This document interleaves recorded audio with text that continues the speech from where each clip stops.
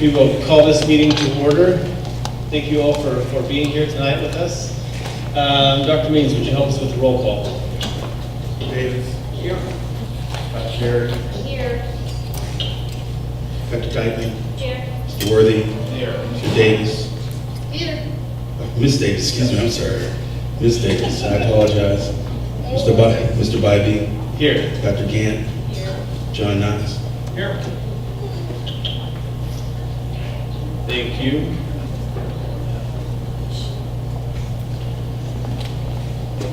Would you all please stand and join us in the Pledge of Allegiance? Sorry, a silent meditation followed by the Pledge of Allegiance.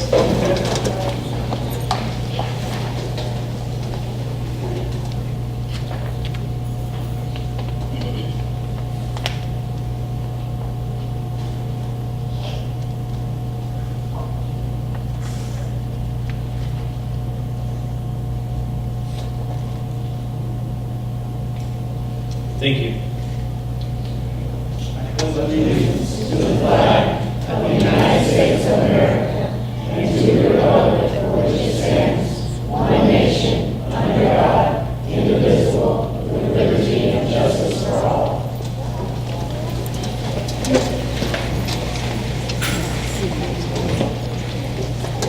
Thank you very much. The first item on our agenda is a recognition of achievements and awards.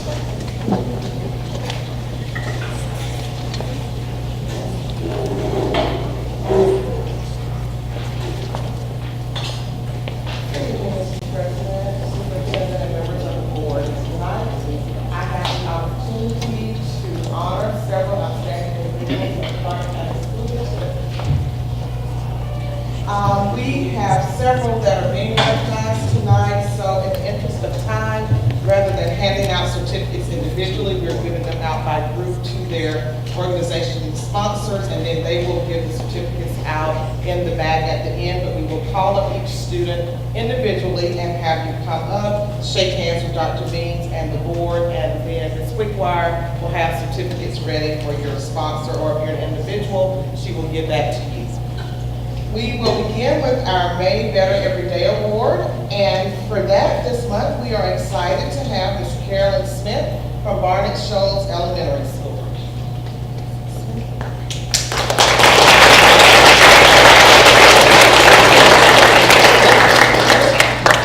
I know her principal was coming. All right, well, we will move on since she is not here. Next, we have our Young Georgia Authors. The purpose of the Young Georgia Authors writing competition is to encourage students to develop an enthusiasm for and expertise in their writing, to provide a context to celebrate their writing successes, and to recognize student achievement in arts and academics. This prestigious competition has been engaging Georgia students for more than 20 years and is open to any student currently enrolled in Georgia Public Schools grades K-12. We did some of this recognition at the last meeting, but we did not get to recognize all of our students. We want to do that again today. So for kindergarten, we have Thurston Dockery from Timothy Road.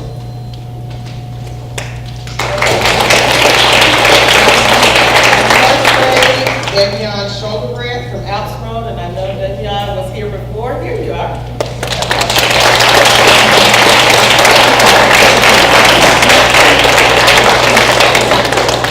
Second grade, Leah Mosley from Timothy. Third, Evie Schickleman from Barrow Elementary. She here? No? Okay. Fourth, Ella Adams, Whitehead Road Elementary.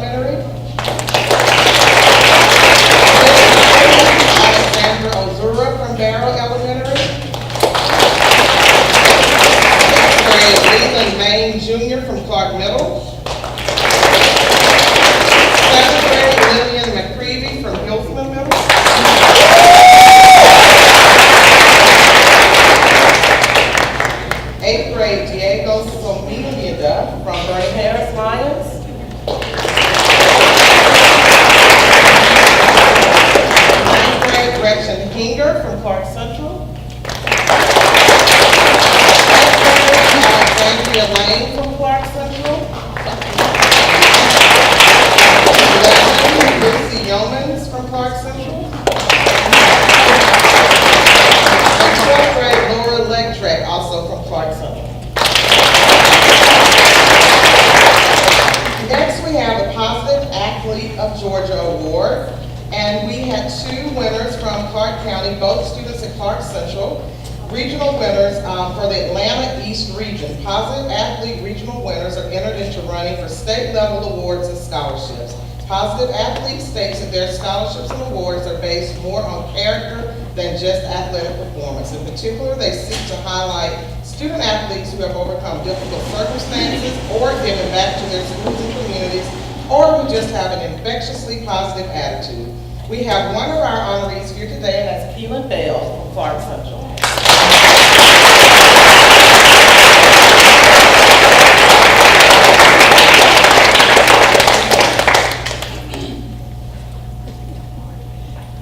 And our other honoree is actually Miss Zaylee Gant, and Zaylee is not here today because she won sectionals for track and is competing at the state track meet today in Carrollton. So we will recognize her at a later date. Next, we have our Georgia Futures Problem Solving Awards. We had 3 students from David C. Barrow Elementary who took top honors at this year's Georgia Future Problem Solving Awards ceremony. 5th grader Eli Cook. And his was for scenario writing, Gail Abraham. Second for scenario writing.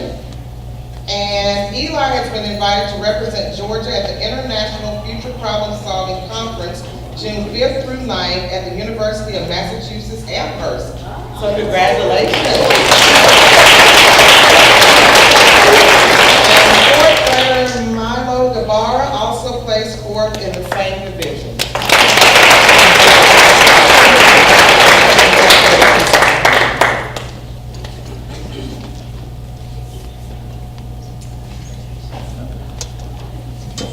Next, we have a United States Presidential Scholar semifinalist from Clark Central High School, Mr. Andrew Mark Caldwell. Is Andrew here? Yes.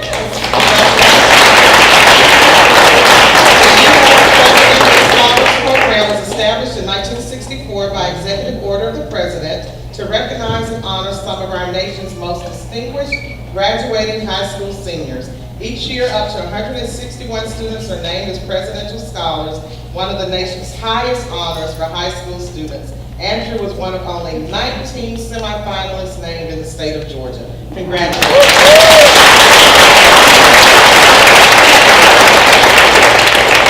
Now we're recognizing our CCSD FFA, Future Farmers of America members who have made an impressive showing at the recent Georgia Agri-Science Fair. From Hillsman, we have first place winners, Ellie Crane and Coriana McCreevy.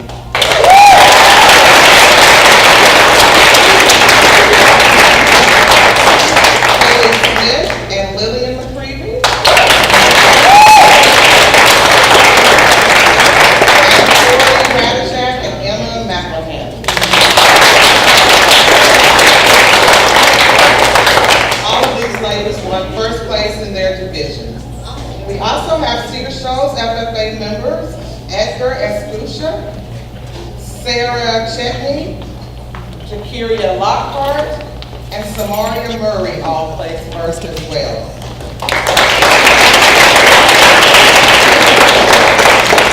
Do we have any of our Cedar FFA students here this evening? Okay, we will move on. This year, Clark County School District will graduate our first class, and this is very exciting, of Georgia Reach Scholars. The Reach Scholarship Program allows academically promising students throughout the state to receive the social and financial support necessary to achieve post-secondary success. These students became Reach Scholars beginning in the 8th grade. The criteria for selection included having earned a secondary cumulative grade point average of at least 2.5 or better in all core courses, be academically promising, have a clean discipline record with no more than 2 minor infractions, 0 out-of-school suspensions, and a strong attendance record. These students have maintained an excellent academic record for all 4 years of high school and we commend them for being our Georgia Reach Scholars, the first for Clark County to graduate. So we have 3, Trenton Watkins from Cedar Shoals High School.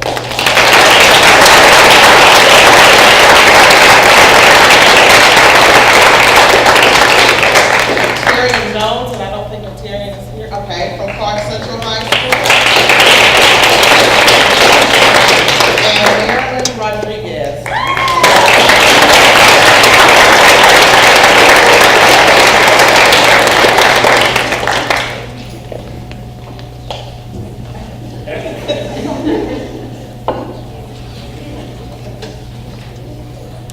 And our last but not least, and it is a large group, and I hope they are here this evening, is our Hillsborough Middle School Science and Energy team. They were just recognized by the National Energy Education Development Project as the Georgia School of the Year and the National Junior School of the Year in the area of science. So we're very proud of them.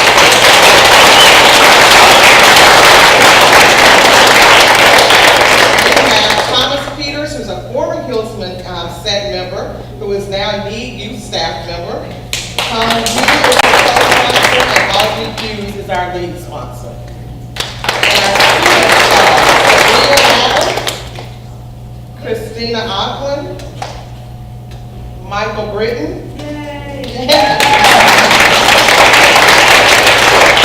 Skylar Brown, Andrew Chain, Austin Chain, Daniel Choi, Ruby Corona, Nathaniel Dotz, Aiden Dowling, Adam Fisher, Adriana Gonzalez, Lily Hefner, Azarian Hochberg, Ava Jansen, Miles Jernigan, Annie Johnson. Okay, I am going to call. There we go.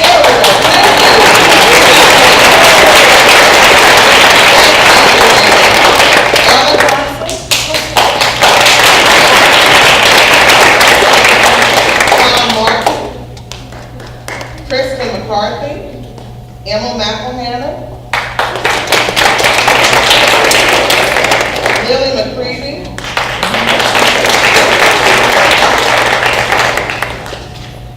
Samantha Mifflin,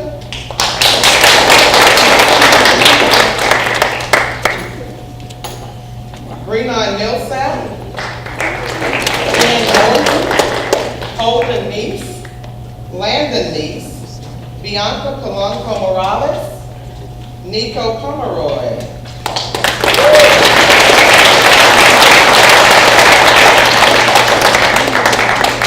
Start right here, there we go. Ashton Sarr, Avery Shaw, Chloe Smith,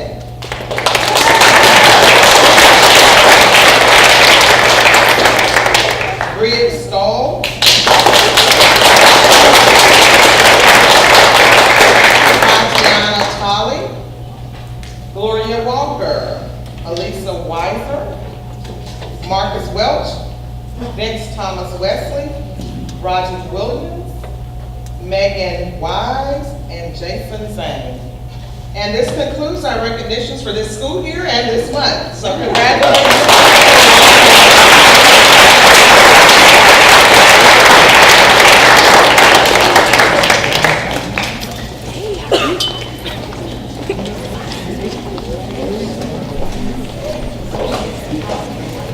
Big congratulations to all the award recipients and those recognized tonight. We applaud your great work and all the work of your teachers to make that happen. Of course, you're welcome to stay for the remainder of our board meeting, or if you have someplace to be, that's okay too. Don't hurt our feelings too much.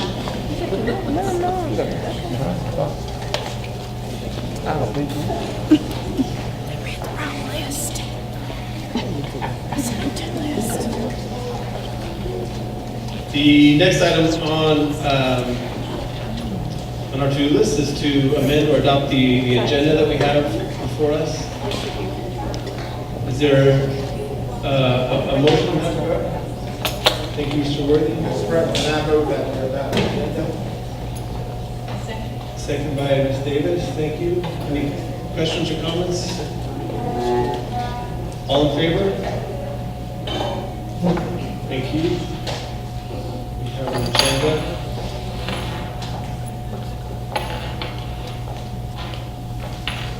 The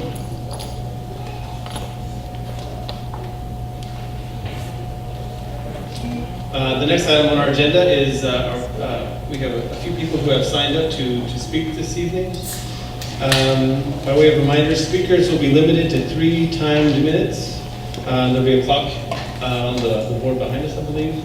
At this point, remarks must be concluded. No speaker shall indulge in personal attacks by speaking. All comments are to be addressed directly to the Board of Education. To protect the privacy of our students, speakers shall refrain from identifying specific students by name. Personal concerns may be addressed in writing to the superintendent or the president of the Board of Education. Our first speaker tonight will be Katrina Evans.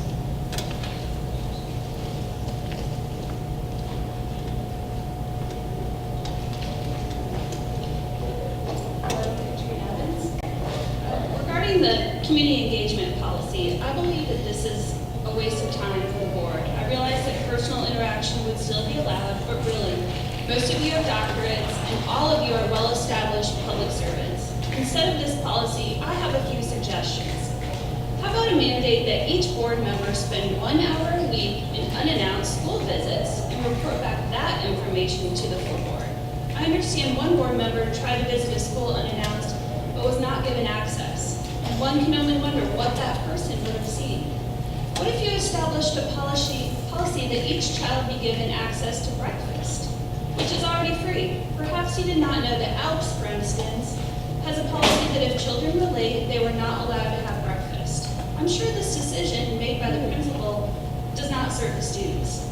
Hungry kids probably don't learn very well. And this principal is now being promoted to district services, yet does not have a science certificate, so one can wonder how she is qualified to lead our district's science curriculum. What if we crafted a board policy which required 5 social workers or behavioral specialists for every added new position in the administration? How does the swelling of admin benefit the children? I'd like a new policy to make principal hiring, firing, promotions, or force outs BOE purview. These are critical staff and likely have a bigger impact on students than really any of us in this room. Or could we focus on our current policies a little bit better? The student code of conduct being reviewed tonight includes academic dishonesty.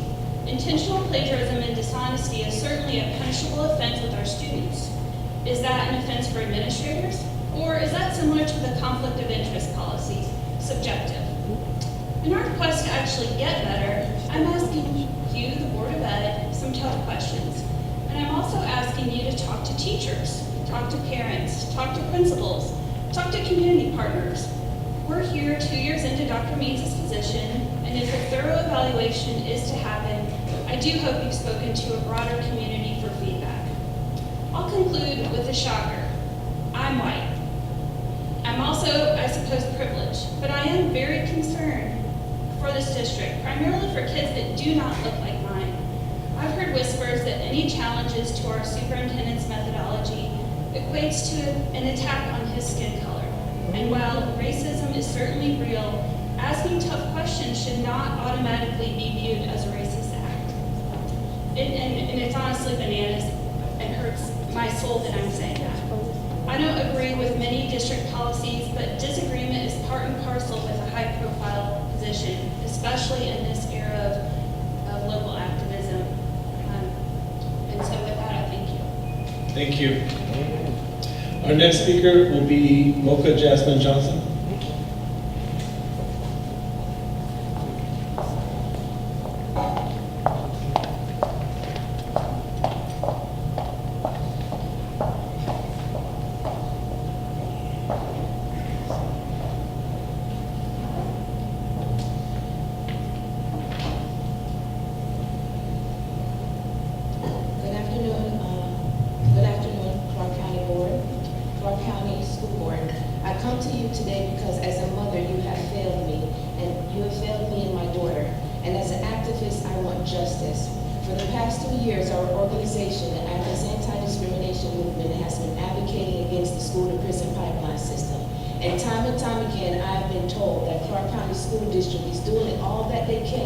to address these issues. I have been told that you're implementing coordinators in the schools to address conflict.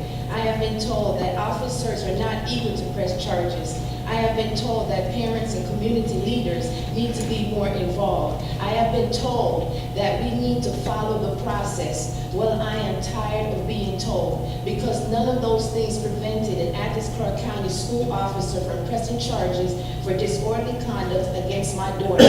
I need immediate action. I need immediate action. Because while I am being told our children are being shuttled into the criminal justice system, on April 28th, my daughter got into an altercation off school campus. On Monday, I returned my daughter to school, even though I was reluctant to return her to school because I was afraid that she would get into another altercation. As a community activist, I walked her into the school and I went to her counselor and I allowed my daughter to explain what had happened to her.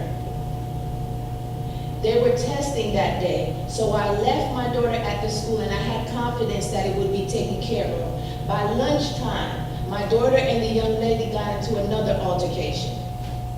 When I returned to the school, not only was she suspended for 2 days, but charges was also pressed against her for disorderly conduct.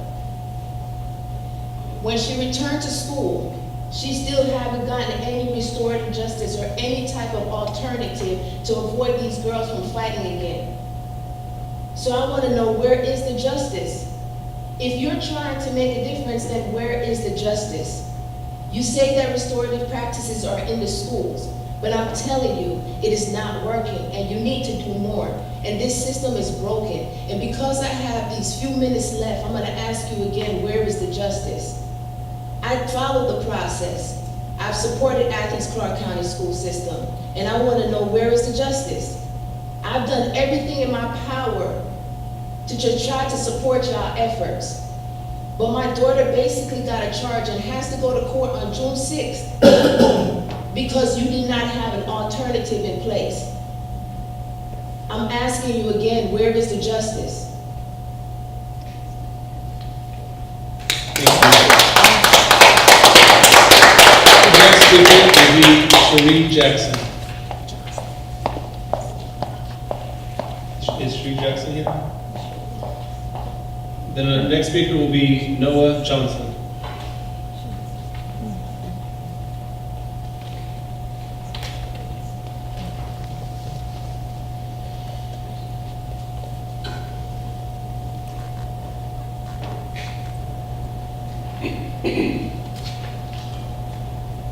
Good day, everyone. I'd like to thank you for this time to speak. Basically, I'm here to bring your attention to an issue going on in the high schools dealing with disciplinary action, dealing with the officers that's in school. When I was a young man and immature, Dr. Means and fellow board members, I used to want people to see me a certain way. And no matter what I did, sometimes an undesirable result would come from it, or someone would see something other than what I meant to happen.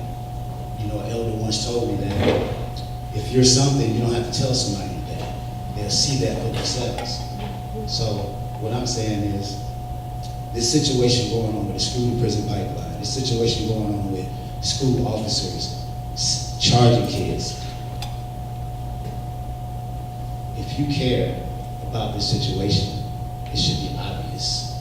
It would show without us asking, without us coming here and have to speak about this, because this has been going on a while. You can look at the records, anybody can see that kids are constantly being referred to the punitive system. And if you really want these kids to have a future and work with them, then you have to take a deeper look at this restorative justice. I know you have some people, Lakeisha again, I know she worked hard on restorative justice. She has a background in it. I'm sure she can educate y'all and inform you of some of the things that's going on that's not working in the system. Kids are going down fast. I worked in juvenile justice with serious habitual offenders in Florida. These are kids who had attempted murder charges and major charges. We didn't have to pepper spray them. We didn't have to do certain things that's going on in the school system right now with the kids. And these kids are already proven to be violent. And we had techniques, crisis intervention, and different techniques, without having to use weapons to keep the kids in line, to encourage a certain kind of environment. I encourage you to look at this and to implement something soon in the Clark County school system. Thank you. Our next speaker will be Calissa Langford.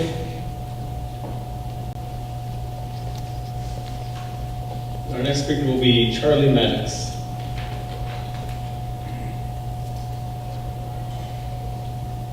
To my fellow citizens here in Clark County Board of Education, Dr. Lee tonight while here. As I listened to the previous comments, it just makes a stronger case for what I'm talking about. I'm not in the ins and outs of all the things, but I saw the wonderful results of my kids, and I hear some of the problems. But that tells me that we need all the resources that we have. I have here 960. It's probably 1,000, but being on the preacher side, I want to keep it under that. I didn't want to overestimate what we have. But these are people that are backing the policy of keeping all of our resources, and especially West Broad School, as a viable alternative for some of the problems, some of the things, some of the rewards that we have that's available here in this school. Each one of you, I respect you for doing this. Some young lady asked me, well, don't they get paid? I said, not nearly enough for this. So I understand the undertaking, but your responsibility, and I hope I don't have to tell you that, is for the kids, the children of Athens Clark County School. It's not for anybody else. You owe no allegiance to anyone else except your role and responsibility to provide the best for the kids of Clark County. In reviewing the entire proposal that Dr. Mean put together back in November, I think it's a wonderful program, and I want to see one challenge to it. And I understand people having different ideas, but you as the Board of Education, your sole responsibility is making the best decision for Clark County school children. And that best decision is to use all the resources at your ability. All the tools, all the space, all the everything. And so these are 960 people from Athens, High, Bernie, Harris, Clark Center. It's even from a former board member that sent in and said, this makes no sense. We need to be about the business of taking care of our kids. And we need more resources, we need more space, we need more of all of this in order to do that. So I urge you, as you look at this, you hired this man to lead you, and he's come together with a strategic proposal that many of us have read in depth. I don't agree with everything. I don't agree with everything anybody says except these. So I'm saying, but as a board, all of those things are directed to making Athens Clark County a better school and to make your job a lot easier. So I urge you in your deliberation, in your contemplation on what needs to be done, keep your mind, keep your eye on the goal to do what is best for Athens Clark County children. Thank you. Mr. Chairman, I have these here for you. Thank you. Our next speaker will be Brent Andrews.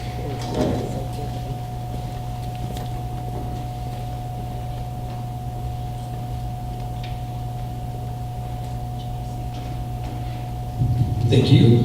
I'm Brent Andrews from Cedar Shoals. All right, so CCSD should definitely be increasing training and implementation related to restorative practices, but it seems CCSD could better utilize its partnership with UGA. As a school district of a small town, of a college town rather, CCSD supplies many jobs to UGA graduates from the School of Education. I feel that CCSD should receive much more from its partnership with UGA than a yearly field trip for every grade. I feel that methods courses in the UGA School of Education should better reflect the values, needs, and priorities of CCSD. Every time I meet with a new student teacher, they're filled with creative ideas and theory, but reality often smashes their illusion that all it takes to engage students is enthusiasm and some best practices. After mentor teachers scoop them off the floor, we're often asked to provide them with survival tips. At the very least, all prospective teachers should have extensive education about the effects of trauma on the brain and should be armed with trauma-informed practices. As our district continues to push forward with restorative practices, UGA's education courses should reflect that commitment. I have emailed a couple of different UGA professors who seemed eager to explore the teaching of restorative practices in their courses, but as a teacher, I know how difficult it is to keep tabs on all expectations and personal desires for teaching a course. Although professors are interested in the concept, without a formal agreement or access to resources, it is unlikely that restorative practices will be established cohesively or consistently across UGA education courses. I would love for CCSD to drop a detailed proposal for implementing restorative practices, trauma-informed education, and history of how students of color have been marginalized since the inception of public schools. No 22-year-old could be expected to succeed in their first year of teaching in Clark County and many other places in Georgia without a deep understanding of the varied and often negative experiences our students have with the educational system. Having student teachers and graduates enter the world of teaching with a stronger understanding of the challenges and barriers our students face will produce more empathetic and patient teachers. Research-based frameworks like restorative practices foster deep reflection, effective communication, and ownership of one's choices. Having UGA provide education students with these tools will benefit UGA student teachers, the students who hire these graduates, and most of all, our students. If such efforts are already underway, I hope to see them deepen over the years. And I also hope that our commitment to restorative practices results in deeper implementation throughout our schools, across the district, and hopefully across all grade levels, elementary, middle, and high school. Thank you very much. Thank you. And thank you to all those who signed up and came and shared your concerns with us this evening. Thank you very much for being here. We are moving on to the next section of our agenda. This is section E, posted on board docs for the public and for the board are a number of information items. We received a early Head Start Policy Council meeting minutes and reports. We received a SPLOST report. We received Athens Community Career Academy report. And we received a Parent Advisory Board report, including minutes from the April 8th meeting. That Parent Advisory Board meeting. So those are all there for your information, board members. The next section of our agenda are committee reports, and first up being the Finance Committee. Don't have a report, but we are scheduled to meet May 16th at 4:30, but if you look at your calendar now, it's a loaded calendar, so I'm thinking that we need to get through it. I'll have to talk to Mr. Larry Hamill about that, our Chief Financial Officer, but 4:30 to 16th, Finance meeting. Thank you. Government Relations Committee. Yes, sir. Last month, I attended the Government Operations Committee of the Georgia School Board Association that was held in Macon. And the purpose of this organization was to adopt planks to the Georgia School Board Association legislative agenda for 2020. Clark County School Board went with 5 proposals. 2 of them passed. The first one that we proposed to this committee and that passed this Government Operations Committee involved funding a comprehensive mentoring program for new teachers. The state legislature, in their wisdom, passed a bill 2 years ago to create such a mentoring program, but unfortunately they forgot to fund it. So the Georgia School Board Association at this meeting we're on track to add that to our plank for the next legislative season. The next proposal from the Clark County School District that passed the Government Operations Committee involved creating a needs-based financial aid program. Let me say the program is created, it's just not funded. So for those that, just a kind of a quick and dirty story, you know, the Hope Scholarship was available as a needs-based. When it was first created, it was changed, and then the state legislature, looking at the numbers of children who are being able to have their tuition paid for, decided that we needed to kind of equalize things a little bit. So they did pass a needs-based financial aid program, but we're asking that it be funded. So anyway, what happens after now that they have been proposed, these two planks will go to the June conference of the Georgia School Board Association. It's the business meeting of which Lakeisha Gant will represent us, and they will be on the floor for the entire Georgia School Board Association to adopt. The only other piece of news is that Dr. Means and I had the opportunity to have dialogue at Senate last month with State Senators Ginn and Calzert over the voucher bill that was proposed at the General Assembly, which would have taken literally hundreds of millions of dollars from the Treasury and given it to private schools. So that will be up again this coming session, we're sure of, and so we need the community support to follow that issue and to voice their opposition to taxpayer funding of private schools. Thank you, sir. Thank you, Mr. Davis. May I make a comment to Chairperson for Government Relations? Yes, Mr. Worthing. And I've said this before, but make sure, keep an eye on it, put it back on the agenda, House Bill 109, to change the teacher retirement system for incoming teachers. From what I'm hearing, they're going to come back even stronger with that. And we need to keep a watchful eye on that, House Bill 109. Thank you, Mr. Worthy, because that was one of our proposals that did not pass. I couldn't even get a second on that. So the Georgia School Board Association has no plank that protects the teacher retirement system. And that is something that, like I said, it was one of the ones that we passed by this body, and we pushed it forward in Macon, and I couldn't even get a second.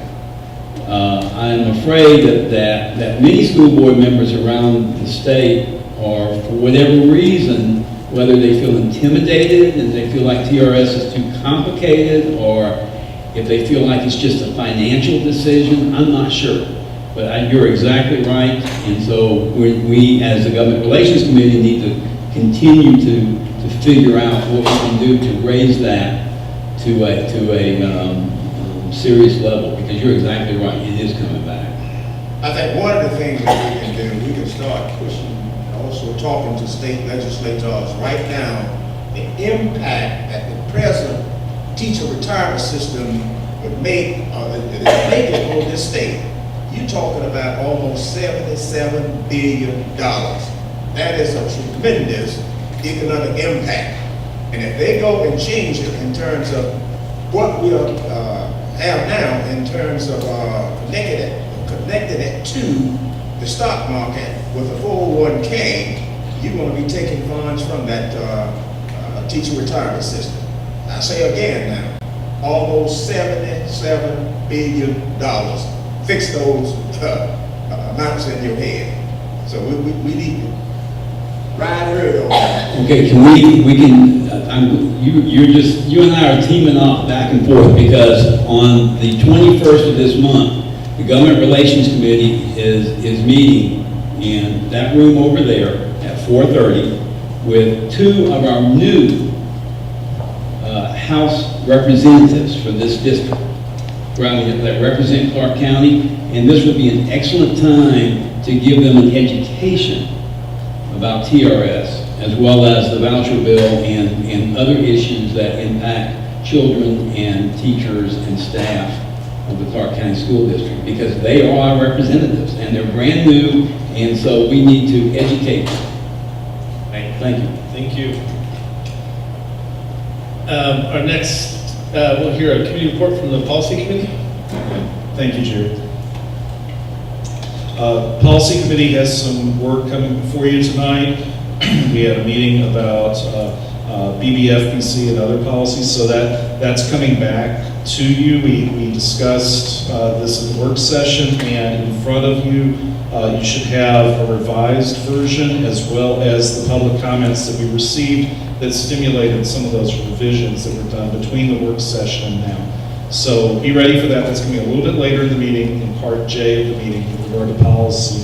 And I'll just flag that May 16th is a very busy day for us. That's the day also of the next Policy Committee meeting at 8:30 in the morning. So we have, on my count, we have policy, finance, retreat, and Classic City High School graduation all on that day. So I'll stop there. Dr. Lynch.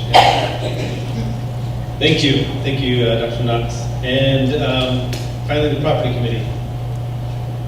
Property Committee meeting on the 21st, I think that's next Tuesday at 6 p.m. in the Heritage Room. Policy Committee, Property Committee meeting. Thank you. And the Board of Education also serves on several boards in the community, and we'll go now to a moment where we can report out on the work that we're doing on a variety of committees out in the community. The first being the Athens Area Community Foundation. Okay. So I went to the board meeting of the Athens Area Community Foundation on April 30th, so just a couple weeks ago. And I first wanted to just give a brief overview of what the Athens Area Community Foundation does, in case you don't know. Their mission is to work to help passionate donors leave permanent legacies, foster strategic philanthropy, and shape effective responses to community needs through collaboration. And what that means is the first part was to help donors, so people who have money to donate, but they're not sure where their money would best be used. The Athens Area Community Foundation can work with them and help them and partner them with places or grantees who need the money. The second part, strategic philanthropy. If a donor does not specifically advise, so if a donor doesn't want to be involved in the process, then they can donate money, and then Athens Area Community Foundation will determine the community needs and use that money for whatever current community needs there are. And in that way, they're flexible and responsive to current community needs, and people can leave money, they can leave it as a legacy so that they know that their money is always going to go and support whatever is the greatest need of the community, even if they don't know what it is at the time of their death, usually. And then the collaboration, they work with community partners, including the school district, to help determine needs. And that is where we come in, and why we have a board representative on their board, is to help them determine what the educational needs are of the students in Clark County. So at this meeting, there was a presentation by Terry Mazzani, who's currently with the Community Foundation for Greater Atlanta. He was formerly the president and CEO for the Chicago Community Trust, which is a 100-year-old community trust. And just for reference, the Athens Area Community Foundation is just 10 years old. So it was really nice to have a representative to come and talk about, give some advice and offer perspective for a young community trust. The Athens Area Community Foundation has about $10 million in donor funds and also endowment, and since 2008 has given out over $4 million in grants. Another important thing to note is that on July 30th, the Georgia Grantmakers Alliance will be coming to do a site visit in Athens. They're interested in the Athens Wellbeing Project and how the Community Foundation is able to use the Athens Wellbeing Project information to help them determine community needs. So there will be a lot of possible funders from around the state that are coming to Athens on that day. And they will visit the College of Public Health, Creature Comforts, and the Morton Theater. And then the next meeting will be on August 27th. Thank you for that report. Next, we'll hear from the Community Oversight Committee. We have not met since the last meeting. We'll be meeting on May the 14th. The last time we talked about the process, the progress of our schools. Of course, one of the big questions in the room was regarding West Broad. So I'm looking forward to our property committee meeting and more discussion on that. Thank you. Next, we'll hear a report from Envision Athens. So Envision Athens met on May 4th, a monthly meeting. There was a restructuring done based on where the project is today. We now have 3 different committees, and I sent you guys the minutes from that, as well as the new operating agreement with Envision Athens. We're up for renewing our funding, and this year we'll have that conversation with Dr. Means. The 3 new committees are budget, outreach, and work planning. That more closely aligns with the work that's actually underway in managing the 14 initiative areas, but the 108 initiatives for Envision Athens. I think it's going to be a lot easier for next year, so I know somebody has their eyes on this spot on Envision Athens, so get with me and I'll make sure I get you any additional information that you like. You don't have to wait until next year to get involved. We have volunteer opportunities throughout the year where we go as ambassadors to represent what we're trying to do with Envision Athens. So if anybody wants to get their feet wet, jump right in. Thank you. And I just want to take a moment to recognize one of your colleagues on the Vision Athens board is also on the board of the Career Academy here. This is Mr. David Bradley. Welcome and thank you for being here tonight. He wears a few hats around town. Yes. Next, we will hear a report from the Foundation for Excellence in Public Education. Hi. I was not able to attend the Board of Trustees meeting in April. So I thought maybe what I could do, because we all get so much information, is that I would just remind folks that Mary Woodwire sent an email about the Federation, about the Foundation for Excellence in Public Education grant applications. So if you'll check staff, if you'll check your inboxes, then you will see an email that is about the grant applications. They're accepting applications for a variety of grants available in 2019. These are awarded in $250, $500, and $1,000 amounts that Clark County School District personnel may apply for. The submission process is entirely online, and in fact, there is a template attached to that email, and the deadline is actually May 24th, so it is coming up. But you can go to their website, athensffe.org, and click on the Grants tab to find more information. Thank you. And finally, the Georgia School Board Association. Nothing to report right now. In a couple of weeks, I'll be going down to Savannah to represent the school board, and I think before then, Mr. Davis and I will get together to be sure I know what I'm doing. But basically to represent and be a voice, and I would imagine vote for the initiatives that have been put forth by the Georgia School Board Association. Great, thank you. So are both of you going? You're going as, we usually have 2 people. Yeah, this year I think it'll just be me. Yeah, we had, I didn't mention this, I only mentioned victories tonight, but we had the vote for the District 11 director, and it went to the representative from Oglethorpe County. And so, in the past, Vernon was that person, so he would go down and then Movita would represent the board. So since we no longer have that position, we don't have that seat.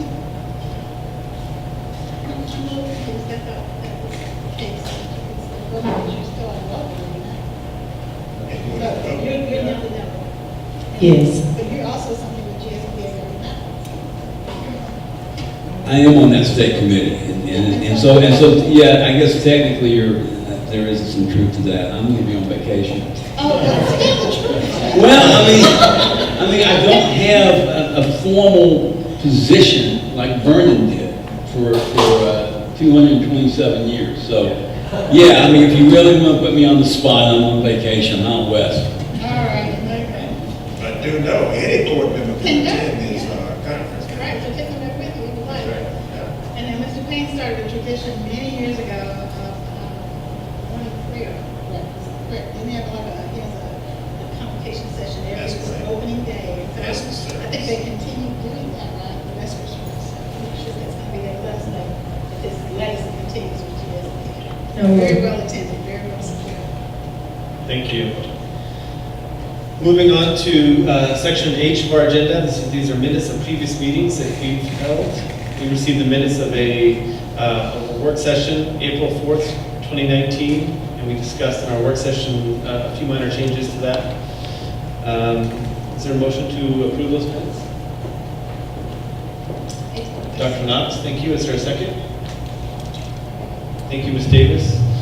Any other concerns? All in favor? Thank you. We also received the minutes of our regular meeting, April 18th, 2019, again with a few changes from our work session. Is there a motion to approve these minutes? Mr. President, I move that we approve the regular meetings, which was held on April 18th. Thank you, Mr. Worthy. Is there a second? Thank you, Ms. Davis. Any questions around those minutes? All in favor? Thank you. Moving on now to section I, financial report. Mr. Hemmel. Good evening, Dr. Beans, board, staff, public. Tonight we'll be talking about the March 2019 financial statements. Financial statements first, thank you. So on the balance sheet, we currently have a fund cash balance of $54.5 million and an unreserved fund balance of $54.5 million as well, some activity. And then assets payables. We'll go on to the revenue and expense section next. Page 2, please. Currently, we are at a collection rate of 80% year to date for revenue. We'll go more in detail on the cash flow. And on the expense side, we're at 63.1, where we need to be exactly on the expense side for expenditures year to date. We can switch to the cash flow, please. Just a little bigger.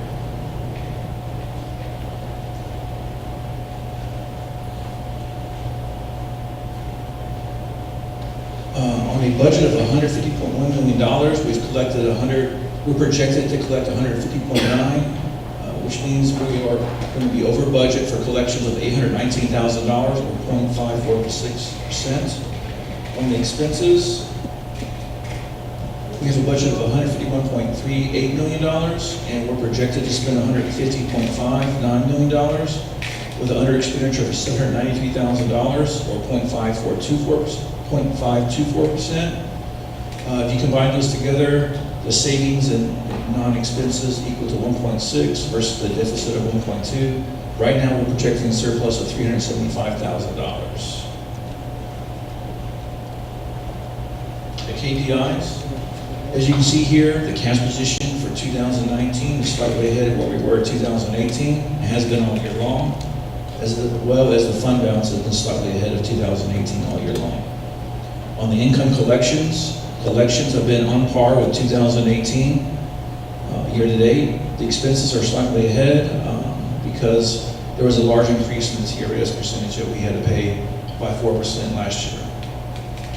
Income for the month of March was about $6.7 million. The majority of that income in purple is about 5.7, which is QBE funds.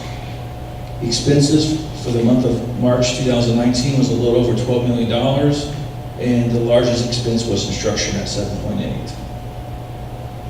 Budget for actual revenues, as you can see, the black line is the projected budget, cumulative year-to-date, and you can see the red line is slightly ahead of that. And on the budget, the actual expenditures, the black line is the budget amount, and the red line is actual expenditures. You can see it's right on, exactly on par, slightly below. For 2018, we start off with a balanced budget, and you see that we've gone up and down. For the last 3 months of January, February, March, we pretty much have hit a plateau, and right now we're projecting that surplus of $375,000. And that is the financial statements for March 2019. Is there anything you can show to eat up that 300? We are working on April's right now, and by Thursday of next week, we should have a good indication where we stand with April. I like the number 6. Yes, ma'am, I understand that. Any questions for Mr. Hamill on our financials? Let's entertain a motion to approve the financial reports.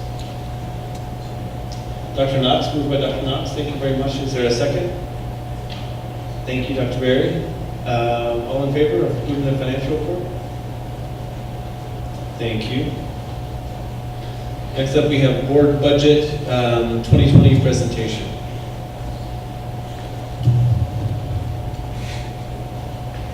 Good evening again. Tonight we are going to talk about the proposed budget and millage rate for 2020. There's some guiding principles that we have used to set up this budget for this year.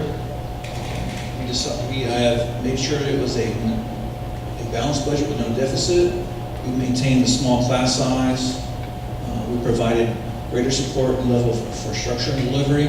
And also there's a security grant we are looking at right now at the state that was awarded to every school system at $30,000 per school. These are some of the costs that we put into the budget for this year that are extra items. We're going to increase the social emotional learning staff. We're going to use the existing funds from other cost centers to pay for that. We have an ESOL security position. We're going to pay for 2 athletic trainers at the high schools. We have a new assistant chief of police position coming in.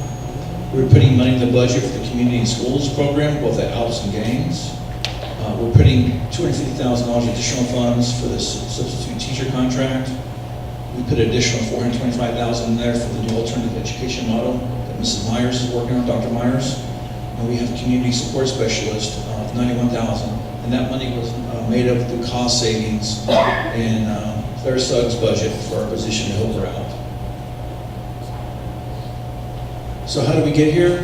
Basically, we start off with a blank budget every year, and we work our way from the ground up. We work with every department in the school. They have to enter the budget each year new, with all new detail. Then we sit down with each division of school and go over that budget line by line to make sure it's in the guidance with the strategic values, strategic goals, of the school system. And then that budget is reviewed by the administration team, departments, and schools. So the vision statement for the budget is building a culture of high expectations and quantity. The mission statement is here. I won't read that to you, but that's the mission statement we use when we set the budget process up. So some of the backgrounds for this budget, how we got here, the current budget. As you know, there was austerity cuts in the budget that started in 2003 all the way through 2018. And during that time frame, we lost about $60 million in state funding during that time frame. The budget also was decreased over that time frame. We've received less and less funds for student transportation. The cost of health care for non-teaching staff has gone up from $246 per month per person up to $975,000. So we had to eat that cost over the last several years. The cost of the teacher retirement system, when I got here in 2012, it was about 14%. This budget's going to be at 21.14%. There's been over a 7% increase in TRS cost over the last 7 years. And also a big thing that I don't know if a lot of people understand is that the QB formula as it was set up back in 1985 is not indexed for inflation. So the money we're getting is based on 1985 revenue codes. So some critical investments we made in this budget was small class size, school nurses, our art, music, and physical education teachers, social workers, social psychologists, and paraprofessionals. Just to give you an idea of how small our class sizes are, to your far right, you'll see the Georgia Department of Education class size maximum, and these are the ratios we have at each grade level.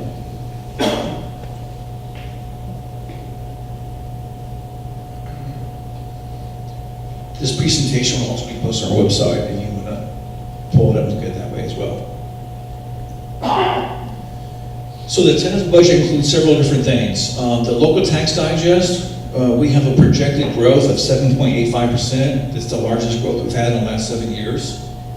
The state revenue has about $4.7 million in the budget being sent to us to cover the cost of the $3,000 increase for certified employees. We have a step increase cost for all employees of about 1.4. We're providing a 2% salary increase on top of that for all classified people of about $454,000. The teacher retirement system cost increased about 2.2 based on the current increase in the TRS rate. As you can see, that rate increased 20.9 to 21.14%. The current budget as it is presented today will be an increase of about $14.6 million over last year's budget. We're proposing to keep the millage rate at 20 mils, and that would generate approximately about $82.2 million. This is just a comparison overall by the different categories for revenue between 2018, 19, and 20. The total revenue projected is $164 million. Last year, the board approved to spend funds out of fund balance for ELAA. That is a multi-year approval. So there is cost of $688,000 in the budget that will be covered by fund balance. So the total amount of revenue and funds available for 2020 will be $164,699,000. This is just a breakdown by the revenue type. So we have ad valorem tax, other revenue tax, the title ad valorem tax, which is the car tax you pay now on your cars when you buy them, state income, federal, local, and then the fund balance. As you can see, one thing I do want to point out, does this do the little laser thing? Is it on the slide? There we go. For the first time,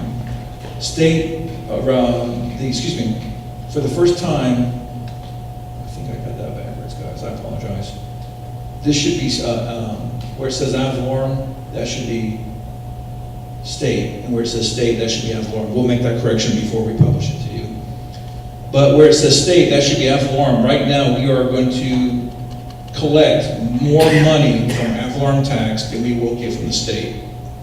Prior to this year, it was more like 48 to 46. As you can see, we're up to 50% now.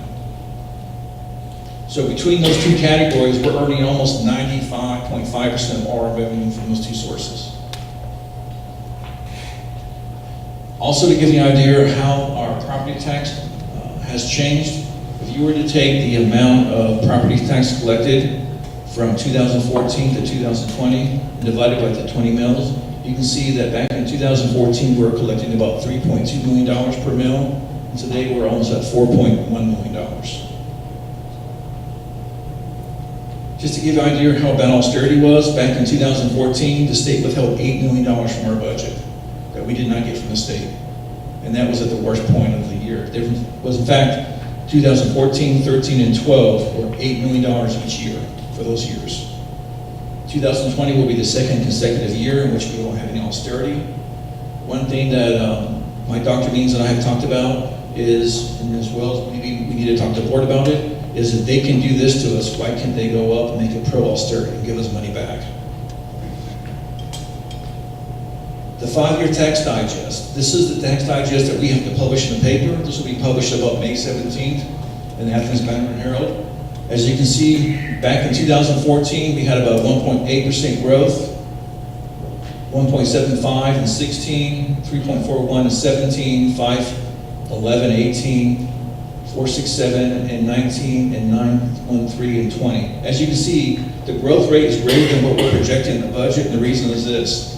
The big increase in the tax digest, almost 90% of it is reassessment in your home values, and we feel that there's a good chance that the amount of appeals that will go on will decrease the amount of money that we get. That's why we're being very conservative of our tax funds. So just to show you the disproportionate amount of money we get between ad valorem tax and QBE, as you can see, the blue line is what we get every year from QBE, and the red line is what we're getting property tax. As you can see, that difference has increased every year going forward.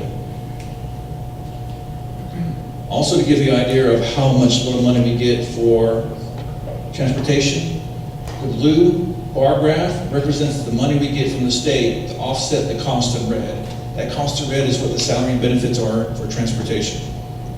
So we're spending just a little bit over $7 million, and we get just right at about $1 million every year.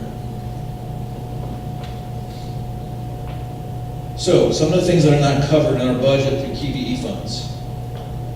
Nursing, we earned about $272,000, we spent about 1.2. So there's about $965,000 we're not getting from the state to help with that. Transportation, a little over $1 million, we're spending about $8 million in total. So we have about $7.2 million we're not getting from the state. Classroom teachers, between what we earn and what we have, we're about $2.3 million short. Specials, teachers, art, music, and PE, none of them are funded. We're having to pay about $9.3 million for those positions. Social workers, we earn 521. We currently have 9, that's about $284,000. Same thing with school psychologists, and counselors cost us a lot over $300,000. This data that we're looking at is based on the 2019 QBE worksheets. The 2020 worksheets have not come out. When they do come out, we'll update this screen for you. QBE to general fund comparison. In order to be fully funded, the school system has to have 3,300 FTE. Elementaries have to be 450, middle 624, and high school is 970. Currently, we have 5 schools that are not at 450 FTEs. If we look at the revenue going back to 2014, you can see that the amount of revenue we were collecting or had budgeted was almost 118 million. Currently, we're going to be at 164. If you want to know how we break down some of the expenditure projections, we have about $107.7 million in the budget for certified positions, just slightly over $29 million for classified. There's about $754,000 in the budget for athletic supplements and benefits, $900,000 for substitute costs, $25.6 million for operating budget, and then we have to have matching funds for our LTC program, about $434,000. So to give you an idea of some of the history, what's happened here at Clark County, back in 2016, the budget was about $130 million. We had no salary steps. We did have step. TRS increased by 1%, and you can see the other activity. And as you go down the list, one thing I do want to point out is TRS went up 1.12 that year. TRS did not go up in 2017. It went up 2.54% in 18. It went up 4% in 19. It's going up another 1% in 2020. That's an increase of almost 8.8% in TRS payments that we have to make in the last 5 years. This is just an expenditure comparison between 18, 19, and 20. You can see how we've gone from $146 million all the way up to $165 for the current year.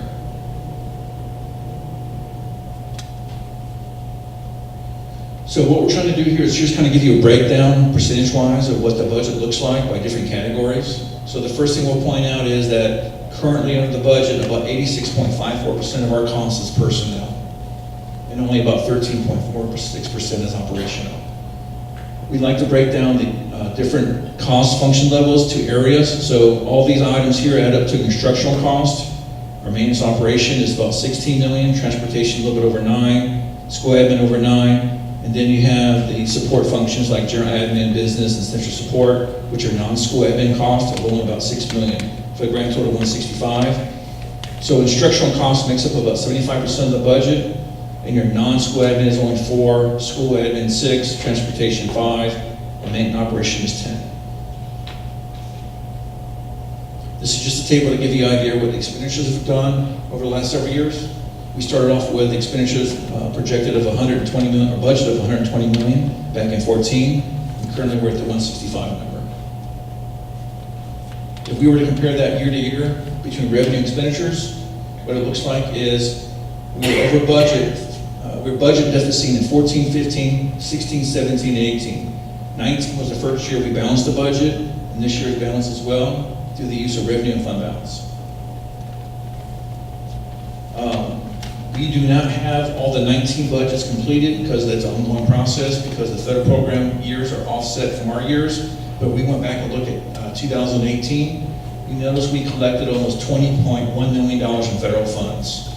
The three biggest areas are Title I, which is about $7 million, Special Education Cluster, your 6B, almost $3 million, and if you look at Head Start and Early Head Start at 3.5, and then also Right from the Start 3.5, that's about $7 million.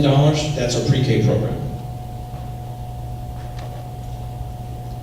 If you look at 19 positions that we currently have, we have about 80 positions that are state funded, and 211 that are federal funded. If we did not receive any of these state or federal funds, we wouldn't have any of these employees. State funds make up about 20% of all the state and federal funds we get, and federal is about 80. We like to call this the Pac-Man slide. For those of us who date back to the 1980s, I'm telling my age a little bit here. But anyways, if we go back and look at the percentage of the budget between federal, state, and general, which is about $184.8 million, general fund makes up about 89% of all the budget we get, federal funds make up 9%, and state funds make up additional 2%. So currently back in 2014, we had about a $25.7 million fund balance. As you can see, it went up a little bit in 15, slightly more in 16, took a dive in 17 a little bit. And if you look between 17 and 18, you see a large increase. That was the year we sold the Mitchell Bridge property for about $2.7 million. And currently it has gone up a little bit from last year as well to this. So currently if the trend holds of about $375,000, we should end the year up close to $30 million in fund balance. So let's recap what we just looked at. The revenue budget is $164 million. We're authorized by the board to use $70.7 million for ELA, total expenditures of $164.7. Based on revenue projections and fund balance, the budget would be balanced. How do we get here? TRs increased from 20.9 to 21.14. We've got step increases for both certified and classified salaries. Certified increases of $3K per teacher for the governor's state budget. Classified has increases to 2%, and there's no austerity cuts. So just to clarify, classified employees will both get a step increase and a 2% raise. Teachers will get a step increase plus a $3K raise for every single position. Future dates. Today we're proposing the budget and the millage rate.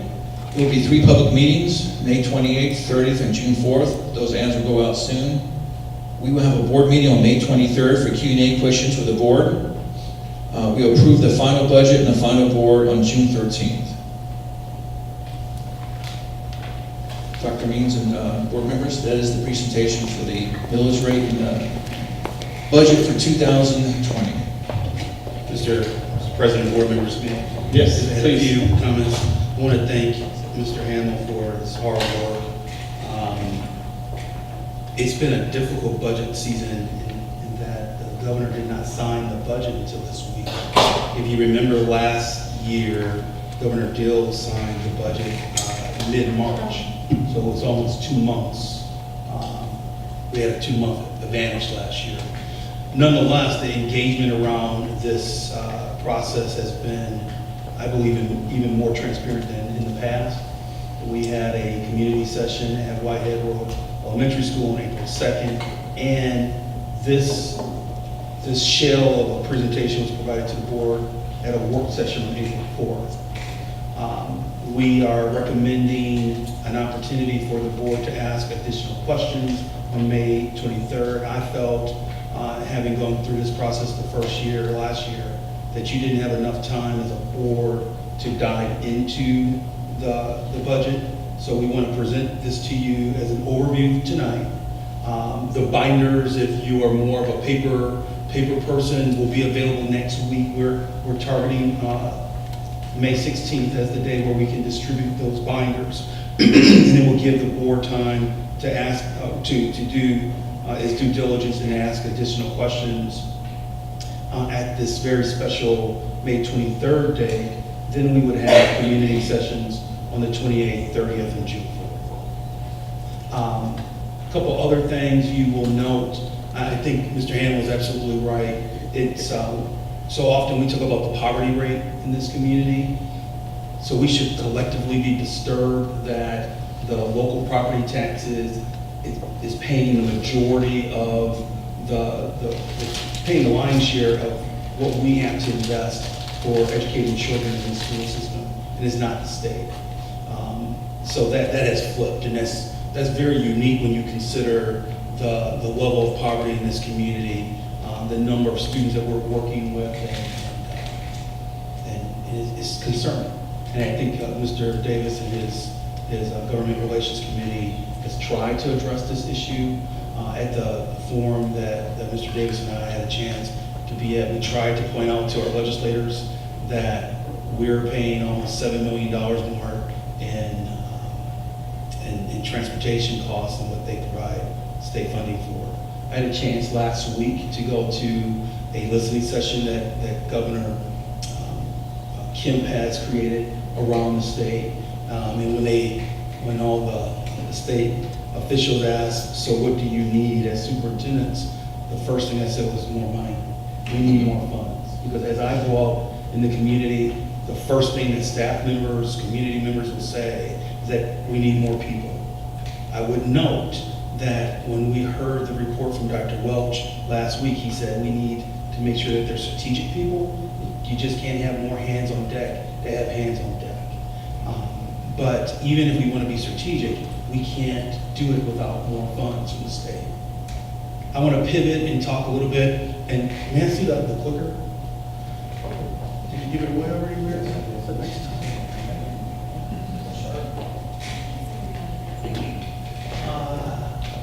The beginning of the slideshow? Yes.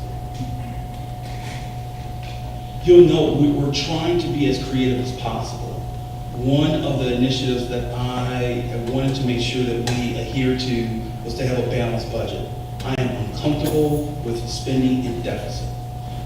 And I think there were some slides in this presentation where this community and this district has spent in the deficit in the past. I don't believe spending in the deficit. And so some of these positions are in response to what we've heard from the community. The community said we need to have more social emotional learning staff. We have found the funds for more social emotional learning staff. It will have to come out of our charter funds.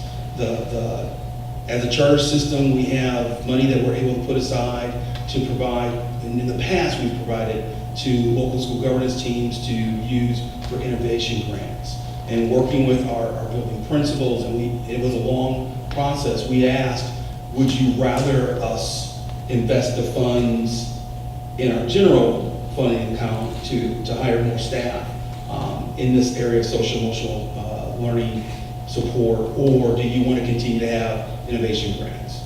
Their preference was, no, take the funds, let's make sure that we're supporting the kids through these positions. We've heard the feedback from the community around the community support specialists.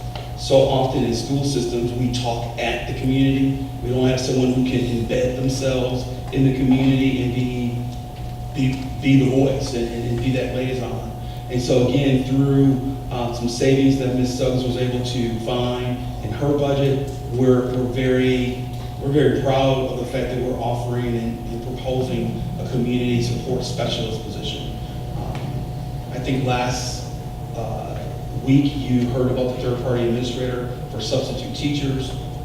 The feedback we've received from teachers is that it's trying and it's a burden when they have to fill in and be the substitute for their colleagues when they're out. There's been a lot of rhetoric, and I would call it rhetoric, around our lack of support with our community partners. That's not true. The alliance and partnership between communities and schools, family connections, and Clark County School District is as strong as ever.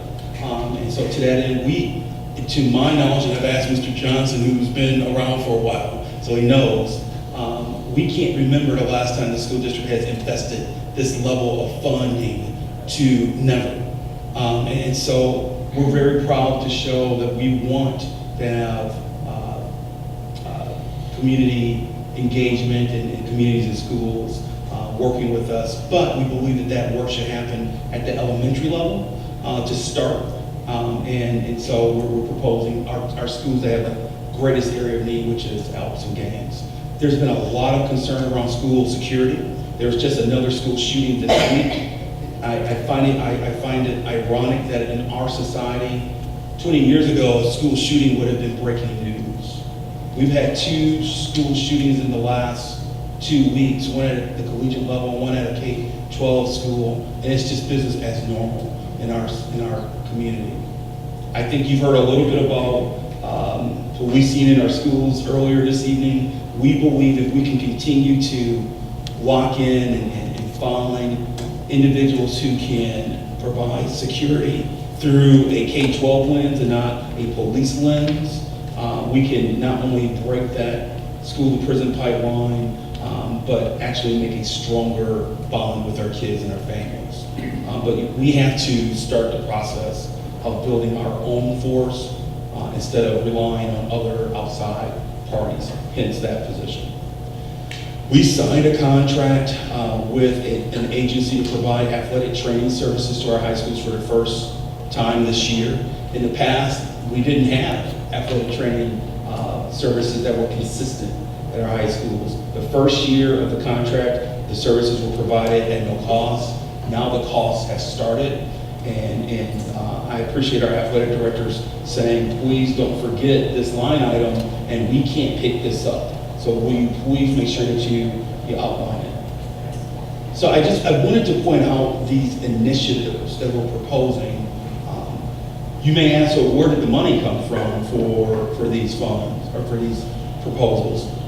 It came through the increase in local tax dollars. That tax digest at 7.85%. Candidly, when I made the presentation at Whitehead Road on April 2nd, we were projecting a 5% increase. Mr. Hamill works closely with the Athens Clark County government, and they continue to say, nope, that's too conservative. 5% is too conservative. Keep going up, keep going. You have to keep going. I think that's a credit to our local economy. So I just want to kind of round it out in terms of what we've done. The last thing I would point out to you, just 2 things I should say. One is I hear a lot about low class sizes. We have low class sizes in the Clark County School District. There are low class sizes in this district, and this slide is proof of it. And when I say we have low class sizes, I'm proud of the fact that we are able to provide low class sizes to our students. And we've done it strategically. As a former intermediate and middle school principal, I'm proud of the fact that we've identified 6th grade as a transition year in ensuring that those class sizes are low. I'm proud of the fact that we've tried to keep that 3rd grade level low, because that's when standardized testing really becomes really intense for students. And then the last thing I would just point out to you with all the slides is this slide, which shows that we go above and beyond in this school district in terms of staffing right now at the rate of $20 million. Now let me be very clear, this is the right thing to do. This is the right thing to do, and I'm proud of the fact that I work in a school district that has this level of commitment. But the community needs to understand, and the board should understand, that this is at a cost. These are all unearned staff through the QBE what I consider to be a very flawed funding formula at the state level. Am I reading this correctly? We have now 142.71 empty field lots. We're using that 106. For the formula earnings. 1919, yes. In 20. But this is 2019 data. Okay. All right, so that was, I'm good. I think I understand that better. But is that because, so it looks like we don't use as many as we're budget, or like the QBE gives us, but is that because they don't give us any money for paraprofessionals? Correct. Dr. Means, can you go back to the slide we had, the substitute teachers? The proposed position. Yeah. Sure. Okay.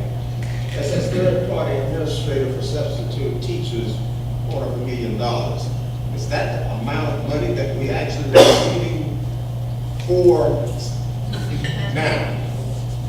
Mr. Hammond, how much money we are receiving from the state for substitute teachers? We're receiving $150 per teacher. Say that again. We're receiving $150 per teacher. That's just about what it was when I was the principal. And, Like I said, the QBE formula is not indexed for inflation. Yeah, it's the same problem we have now with substitute teachers. We had it several years ago. That's why I wanted to point it Well, out. I think so when you go to this slide, you will have legislators who will say, well, we didn't cut your budget for the last 2 years. And they'll say, well, we've had a pro-austerity budget pass for the last 2 years. That's not true. No, it's not. It's not true. But that's a shell game, it's word games, and it's rhetoric. They haven't cut us from the public school sector for the last 2 years. Call me skeptical. I believe the reason why they have not done it is because they're trying, as Mr. Davis said earlier, I think they're teeing everything up to now promote vouchers. To say, well, we haven't cut you in the last 2 years, so why would you care if we pivot and use X amount of millions of dollars to go towards private schools?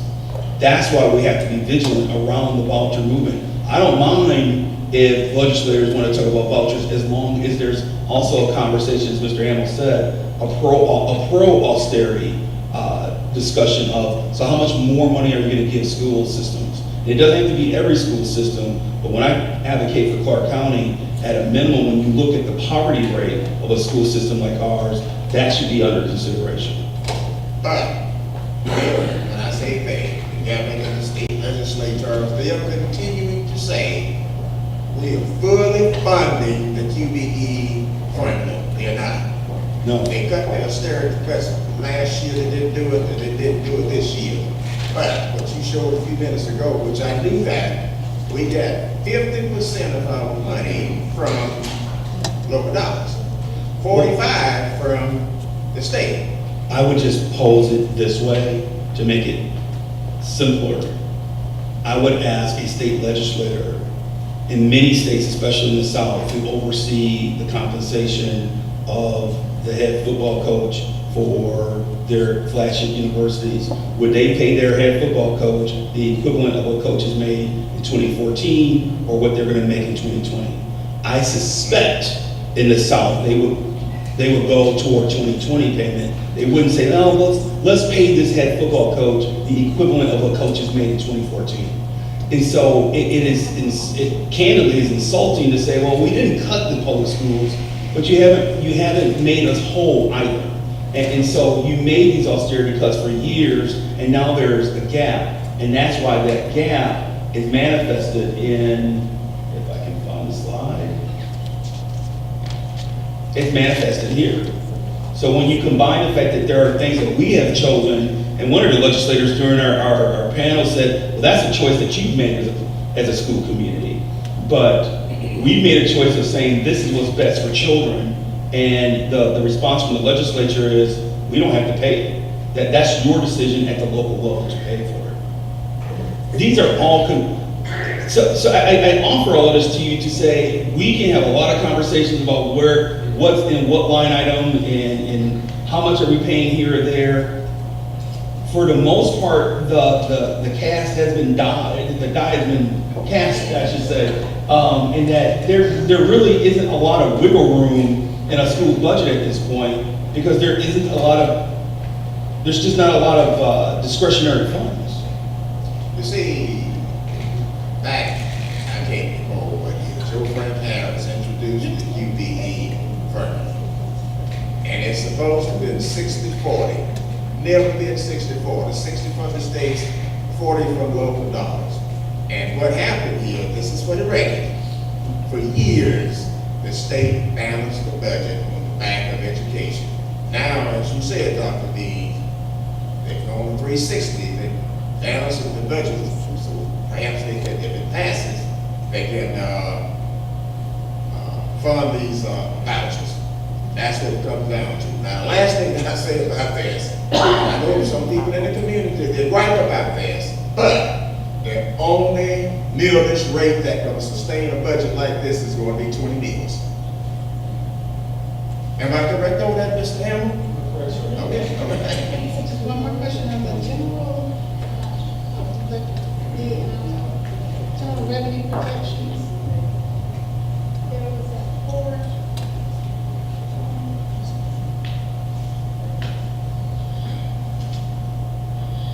Just tell us where. On general revenue, there was a chart, and it had the Avalon taxes.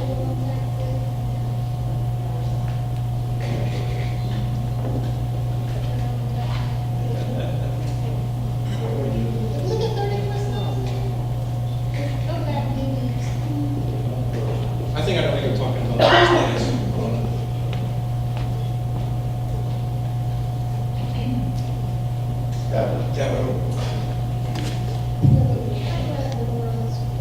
I told you I made a mistake on that slide where it says state. That's the one I was talking about. Yeah, that's what I made a mistake on. I thought I saw something, so it's her thing. Okay. She was talking about 2 or 3 slides before this.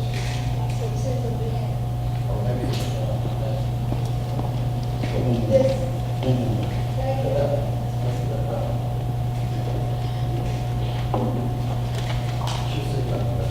There we go, 4.46195. So what's that jump?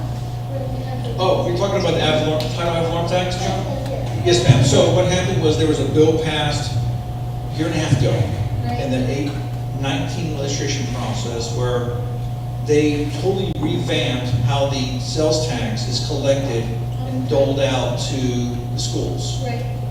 If you look at 19 and 20, the way it worked out was there was something called a true-up provision, where they had to make you whole on property tax based on sales tax for cars.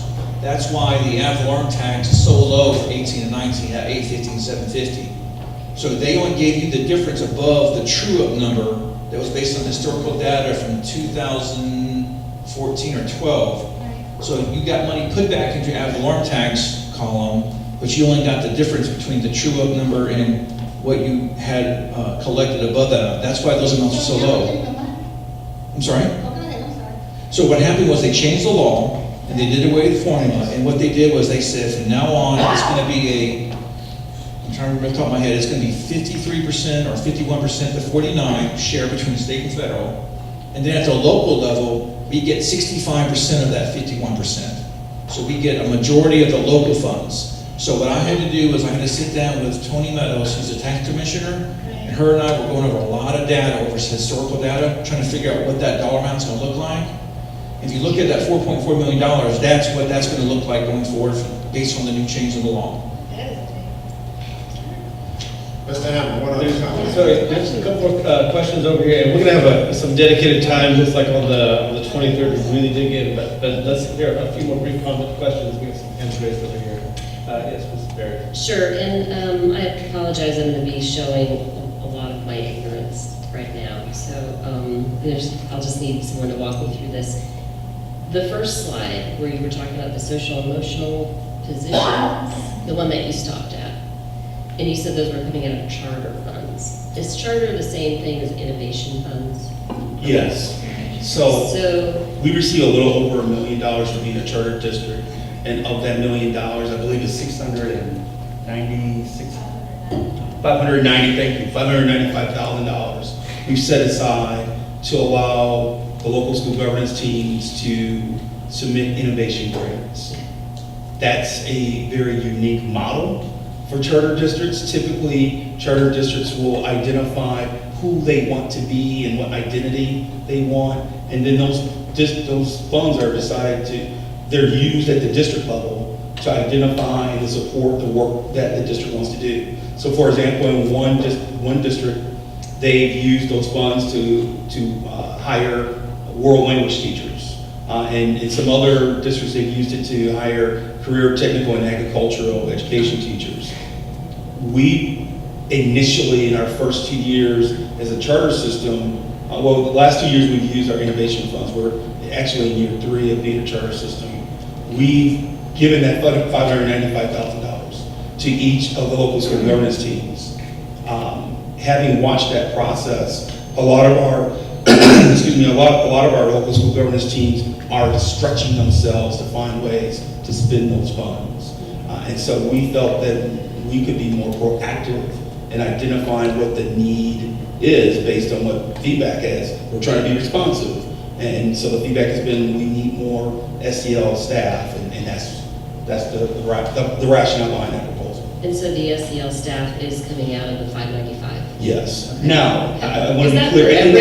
So thank you, Dr. Berry. It's important to note that there will still be $150,000 available for grants. And so the grant process is not going away, but it will be more of a competitive grant process. And that process will allow each local school governance team to pursue a grant up to $25,000 for their school, or if multiple schools want to partner together. So let's just assume Hillsman and Gaines, due to their proximity, would like to partner together on a grant. That grant can be worth up to $40,000. So the grant process isn't going away. It's just now it will be more of a competitive grant process. And how much was the typical grant? You're saying up to $25,000. How much was it typically last year? The number of students enrolled in school as well as the poverty rate. I think Gemini would say around 25. Okay. Okay. Is every school going to get a new SEL position? No. Just certain schools. Okay. We'll be able to support our team more. So we'll have an additional school psychologist. We'll have an additional counselor, and with the additional counselor, and I think there's multiple counselors, 4 more counselors. Is it 2? Oh, yes. So as a result of 2 more counselors at the middle schools, each middle school will now have 2 counselors. So each of the 4 middle schools will have 2 counselors each.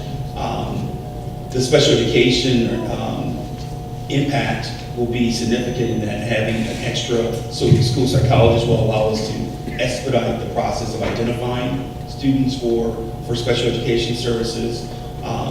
We're also supporting our school nursing program at a higher level with this investment as well. Sorry, one more. Sorry. On the class sizes, just because so that's an average. Is there, are you finding that some schools or some grade levels or some schools have outliers to those numbers?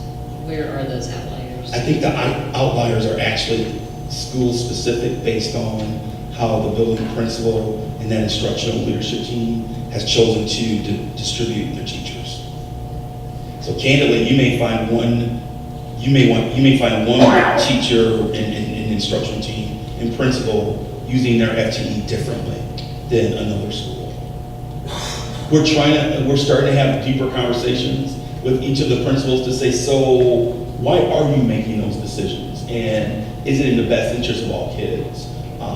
There's been a lot of independent use of FTE, and what we find is that due to that independent use of the FTE, when there's pushback on the class size, then parents will say the district, where in reality the decision was made at the school level. And so we're trying to create greater communication so at a minimum we can understand the logic at the school level. Thank you. Davis.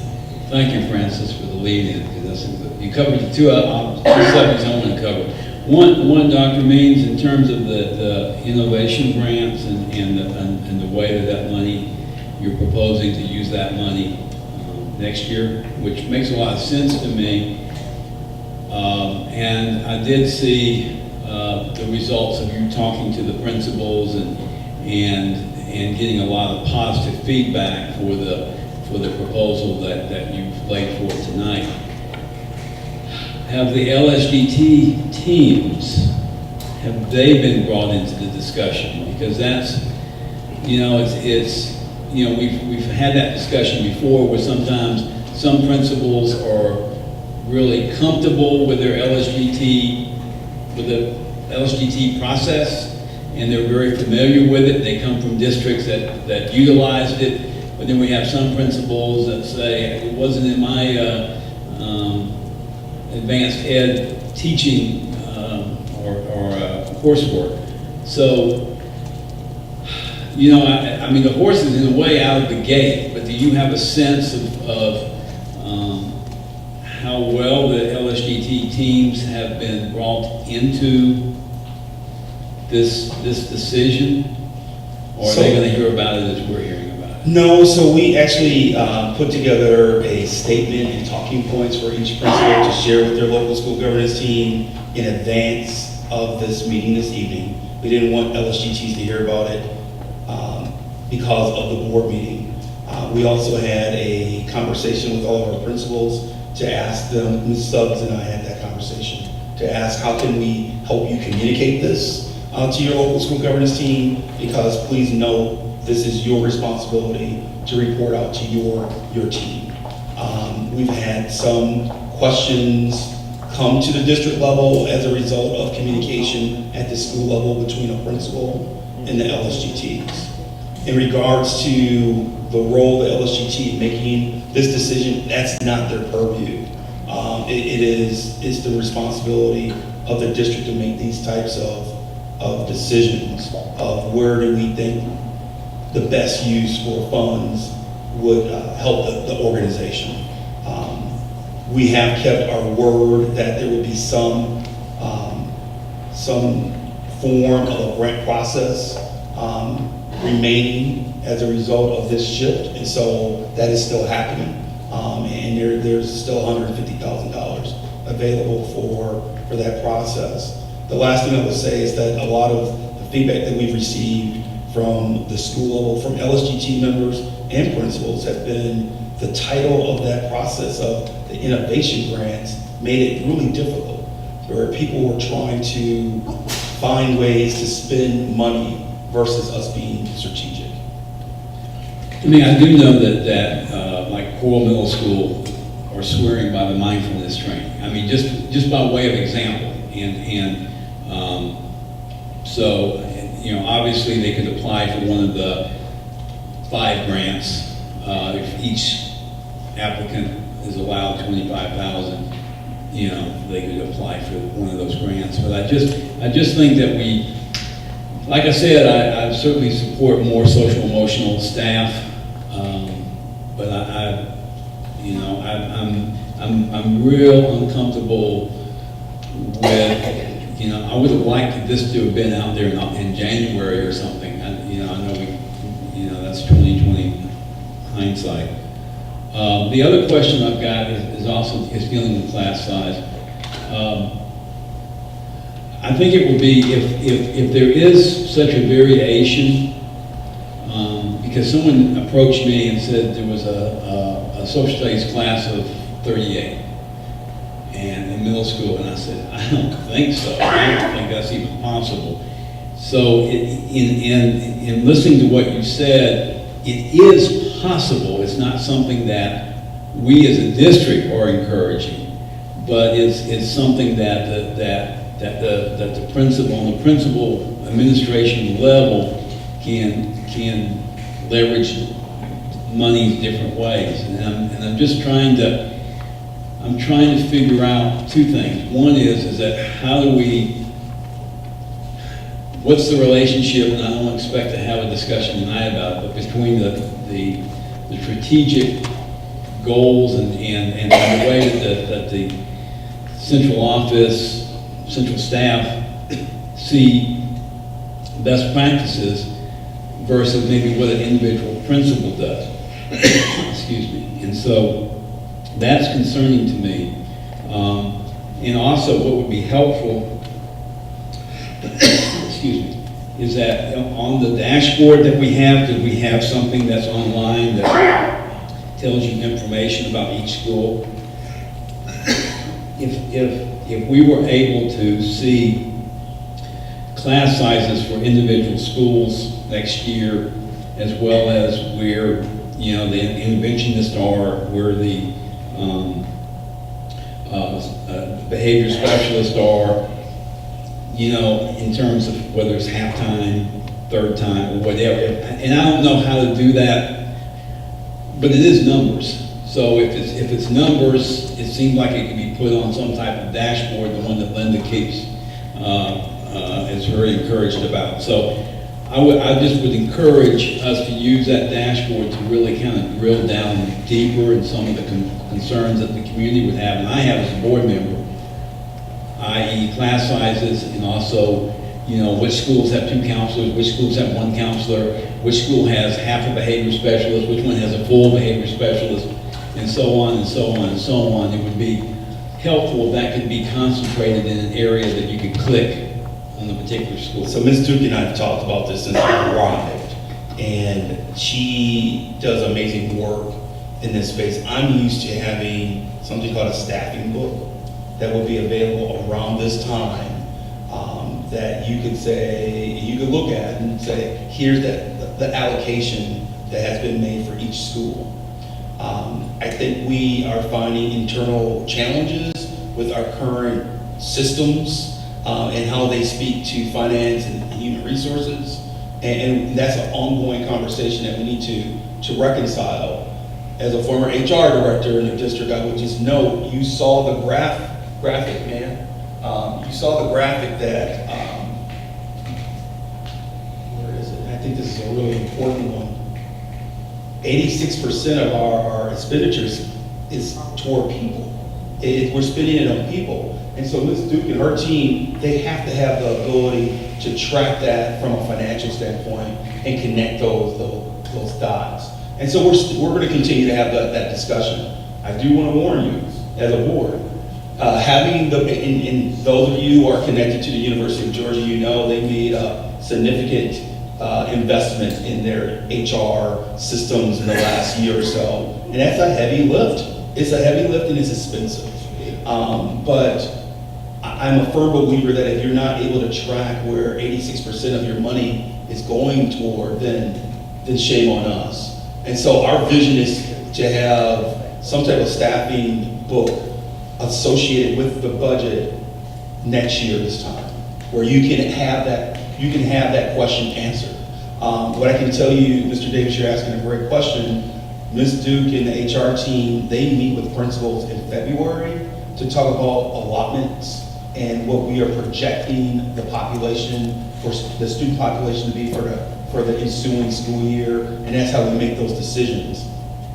But then as a school district, we have to decide what do we hold tight and what do we hold loosely. And in this district, in the past, we've held loosely. So how does a principal then allocate that FTE once they receive it? And so there are a lot of variations.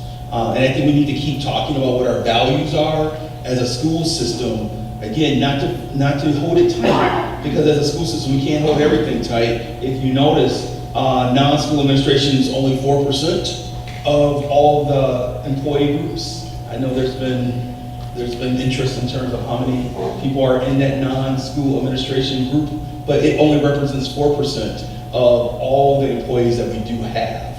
And so you can only hold so much tight.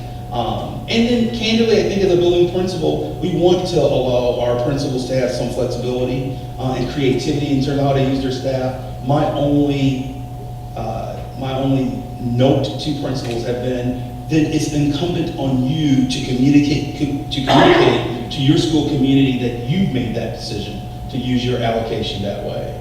But what typically happens is that there's an independent decision made at the school level, and then when there's pushback on that decision, the principal typically will say, well, I could solve this if I just had more FTE. It's not about more, and that's why we're really excited about balancing the budget. It's not about having more, it's about what do you use with what you have. Okay, just one follow-up. Well, I'd like to push No, this along. I do appreciate, but one follow-up, please. Very briefly. Okay, very briefly. Let me just say that, and I appreciate, the data like after the fact and that type of thing, if I'm understanding you correctly, so we can understand what happened last school year. But having having a career as a teacher, first day of school, 42 kids, scheduling problems, big time, and so it takes a week, 2 weeks to work out. But had I known that there was a possibility of, if there was a social studies class with 38 students in November and in March, had I known that, I would have talked to you, and just said, did you know this? So we watch the FTE closely and class sizes closely because it's an estimate, right? I mean, so we're in May right now. We may have an influx of young people move in between May and August. And so we have something within the QBE called a midterm adjustment that we are able to earn. And that money typically comes in January or February. And so we can make some type of commitment and split classes if we see that our estimate of the number of students coming to a school was lower than expected.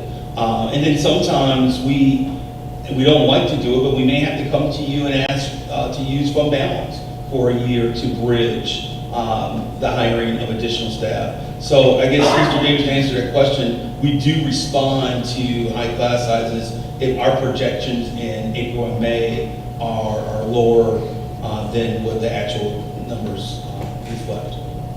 Thank you. And by way of reminder, on the 23rd, again, the board will be able to dig in, so please take all this material and digest it and work on it with, and then on the 23rd, we'll be back to have more of this conversation.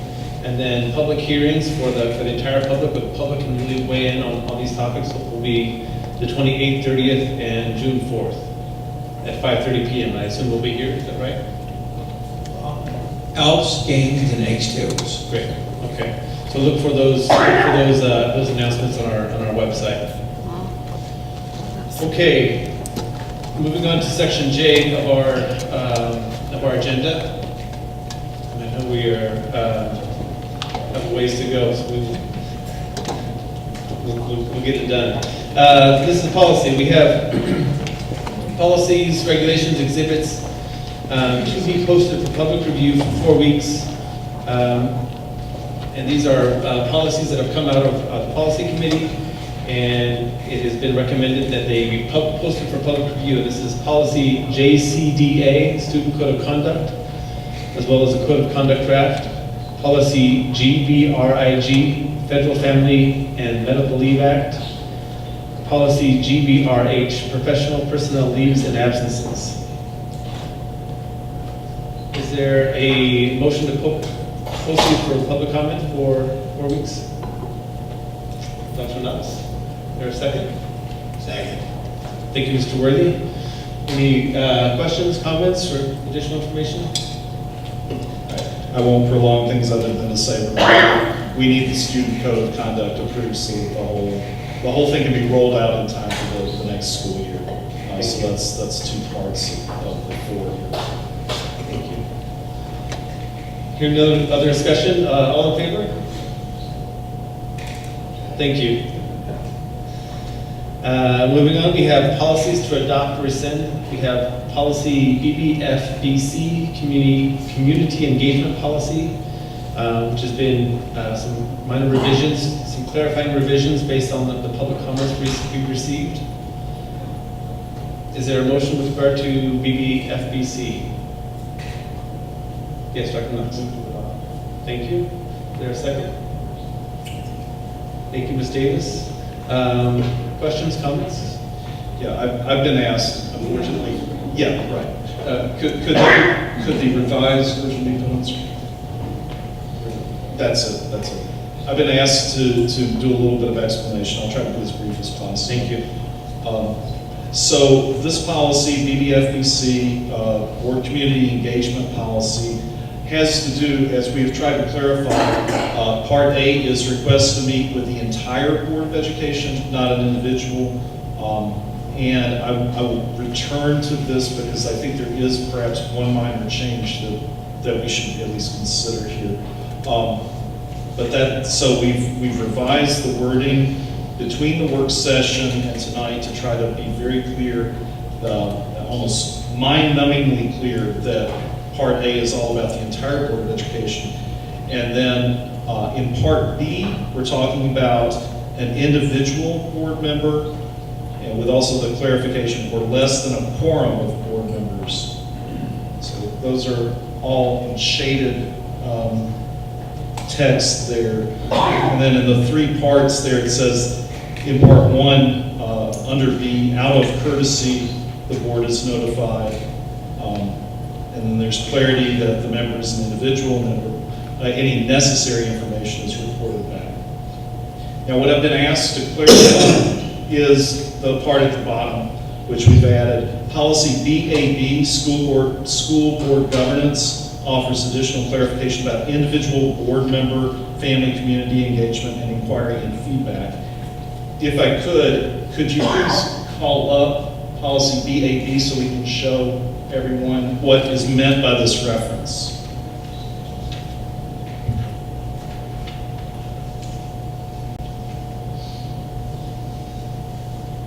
Just 1 second.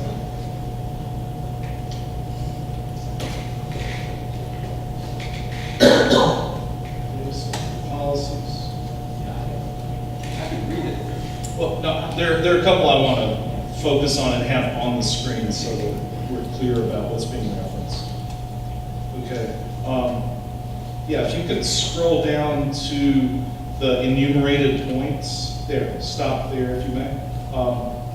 So what is being referenced here, there are specific sections in Policy BAB that tell us, based on balanced governance, which is the governance form that we are operating under, how individuals should interact with board members, and board members should interact with individuals and the community. And so under 1, Vision-Directed Planning, Part A, it says the board collaborates with families and the community to articulate core values and beliefs for the district. And in Part 2, Family Community Engagement, there are 3 parts under that, B, C, and D, that all relate to board and community. And so the board collaboratively develops vision and goals with staff, parents, students, and the broader family community. The board recognizes and celebrates the contribution of school and family community members to school improvement efforts. And Part D, the board is responsive and respectful to family, community, inquiry, and feedback. And then one final point, effective leadership, number 3, actually, subparts A, B, D, and E. Board members are visible in the community. Board members develop relationships to improve student learning and opportunities for students. Part D, the board solicits input from multiple sources to assist in making informed decisions. And then Part E, the board establishes and sustains relationships with family, community leaders, city and county government officials, and state legislators. So I think that's most, maybe not all, of the ways in which the board in other parts of the policy is interacting with individuals, but also groups. So hopefully that gives context for this policy, because if you see it in isolation, it might give the idea that an individual board member is supposed to do X, Y, Z, but actually it's a much broader thing under balanced governance in terms of what we're supposed to be doing. Okay. Great, thank you for that context. Now what I would direct everyone to is public comments that have informed this, these revisions. The one thing, and I apologize, I did not catch it until now, but the one thing that really wasn't addressed that I saw was in the first paragraph under A, the last sentence. And so now we're back to BBFBC. Sorry, playing games here. Right, and so there was question in the first comment here about the wording and the clarity of wording in the Part A in BBFBC, the last sentence. Because the last sentence read, any request to meet with the entire board will be placed on the next available agenda and will be discussed by the board regarding attendance at the meeting and which members will attend. And there was a query from the public about what that meant. So we discuss it, but does that discussion have any bearing on whether the person goes or not? And so I'm sorry to not have caught this before now, but I do think that that's something that maybe we should discuss briefly, and either make a change here or send it back to policy committee. Can you articulate the concern one more time? Sure. Actually, we can one more time. Yeah, it's up there. So can you show the? I don't think they can. Okay. Well. Yeah. Fine. Okay. Well, then I'll articulate it. I guess I should say I understand the feedback, but I think with the word, I think the word that we've. I guess I'm unsure how the change that you've made. I think it seems like it addresses that concern, or at least to the extent. I think the question is whether a discussion is enough or whether there needs to be some kind of agreement, vote, something like that. It's ambiguous right now. Gotcha. And so this is just discussion. We've moved and seconded. I just thought that I didn't want to miss something that had been brought up by the public in case we could fix it quickly. If we can, fine. If we don't think it needs to be fixed, fine. I just want to bring that up. If we had discussed and decided, Yeah. does that get us where we need to be? I think we're there. I think that this is the change that we, I thought actually spoke to this, and then we also talked about just the fact of our individual rights, that the law gives us permission to do certain things too. But then like anything else, these policies aren't set in stone. Get this out there, and then if we need to amend it later, I think we can certainly bring it back. But I think this has been very well done, very thoroughly done. And I really appreciate the way you incorporated everybody's comments to try and make sure that everybody's voice is heard. So I would say that this is an awesome document. Comment. Yes, the law gives us permission to do certain things, but we discussed this before, and I was reading in one of the comments here, but the law does not give a board member a right to speak for other board members unless it is approved by the entire board. So wasn't that addressed in the top of this, that was addressed in the entire board? So I'm just not clear that I understand what's missing. Policy when we spoke to the entire board. Are we covered there? I think that, they're saying that it's saying that the request will be discussed, Right. and is it the possibility we want to foreclose the possibility of it just being discussed and then no action taken, or no decision reached, or no. And so if we add discussed and decided by the board regarding attendance at a meeting and which members shall attend, that way the public knows there will be some finality when it is raised, as opposed to discussed without any resolution happening. Doctor, does that get us where we need to be? Is anybody uncomfortable? I am. Absolutely, because of what I said earlier. And like some of the comments that been said, and of course what Mr. Davis said a few minutes ago, but we always have to be transparent. Dr. Knox mentioned that he is the chairperson of the policy committee. Perhaps it needs to go back and be reworked. Yes, Dr. King. Regarding the concern of whether this, like having the word discussed is enough, I would think that if I'm recalling our conversation correctly, that this first part is really dealing with like when the full board or like a group representative from the board is present. And I think to that end, for me, I would be okay with discussed and determined or decided, because it doesn't, because that's specifically for the entire board.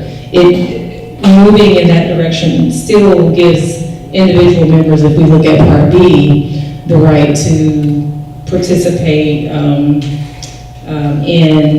a meeting or an event whenever we're requested to do so, so long as we, out of courtesy, just say this is where, I've been requested, or, I've been asked to do this. So if the entire board is going to be there, I would assume that, or a core group representing the board, I would think that it would be okay for the board then to decide if the entire board needs to be there. That doesn't feel like it's reaching into the individual rights necessarily. I foresee, like, if we leave it at discussed, then it may be at discussed for a while, and we may not have any. Now, what that does mean is that it could technically be then voted one way or another, which means that it could be a request that comes in and then the board decides not to go or not to have a representative there on behalf of the board. The other part of that, other end of that extreme, of course, is that we just keep discussing it and no consensus is made.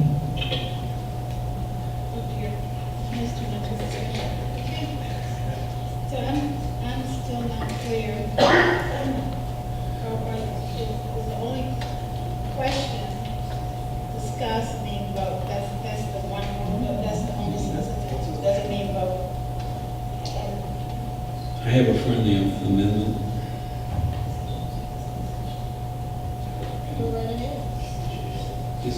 We just can add, will be discussed and voted on by the board. This makes it sound like we have to vote on everything. I'm not. Oh, you're not comfortable with that either? Okay, not a friendly amendment, not friendly. So I mean, we can vote or not vote. I think if we need a vote, we just call for a vote. If it doesn't need a vote, we don't have to do anything to discuss. Could we decide?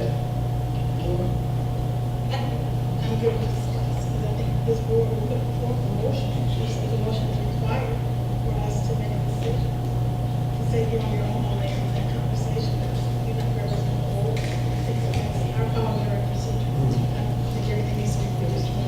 That's what I was addressing a few minutes ago. We need to understand, folks.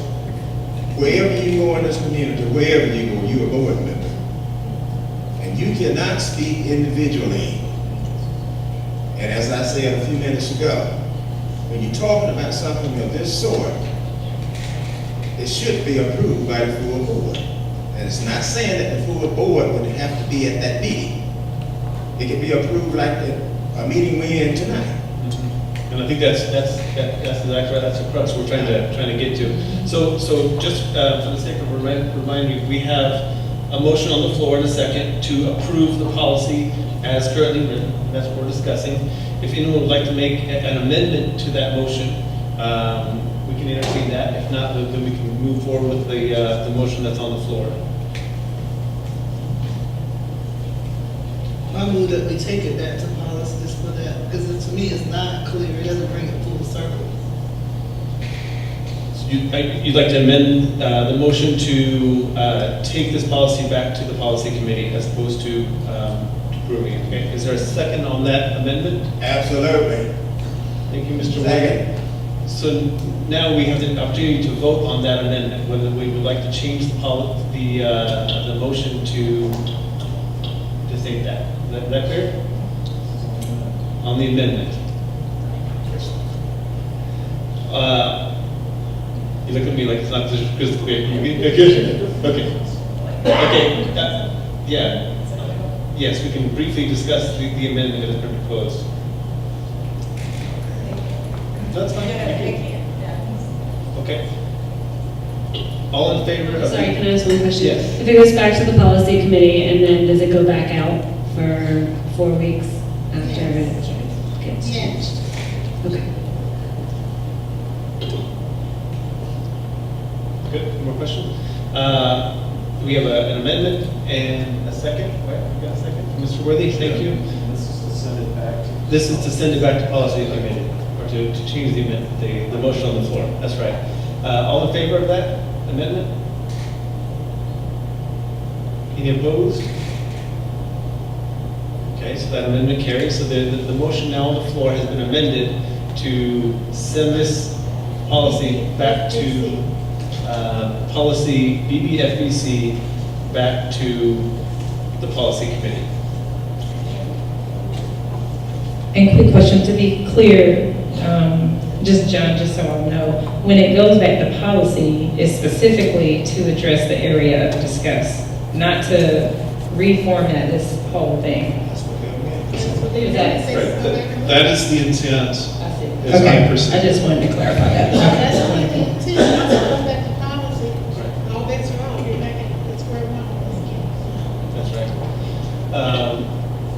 So the motion now is to send this back to policy. All in favor? Just voted on that. It's We bad. did not take the vote yet. We voted on the amendment. So now the underlying motion on the floor is whether we take this back to policy committee. All in favor? Any opposed? Thank you. Ms. Davis, thank you. So that policy BBFBC will go back to the policy committee. Thank you, and that's thankfully it for policy for tonight. All right. Moving on to section K of our agenda, the superintendent's report. Dr. Means. Thank you, Mr. President. I want to start by acknowledging you. This is the last business meeting that you will be attending, but as alluded to earlier, there are a lot of other opportunities for you to continue to fellowship with your fellow board members in the month of May. But you have been our board president and leader since January of 2018. It has been an eventful time period since January of 2018. And you have led this board and this school community from a governance standpoint with grace, with understanding, and with a true leaning toward being a facilitator and someone who was an active listener.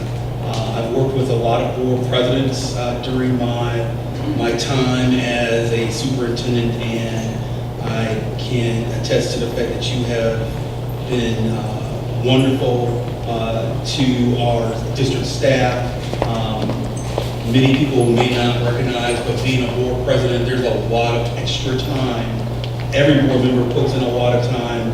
The amount of extra time that a board president puts in to the role is really undocumented and unseen, and the depth of understanding the topic there's a higher level of responsibility, and you took on that responsibility and you did it well. So on behalf of the school district, our administrative team, the board, we want to give you this Crisco apple signifying your contribution to the education of children in Clark County.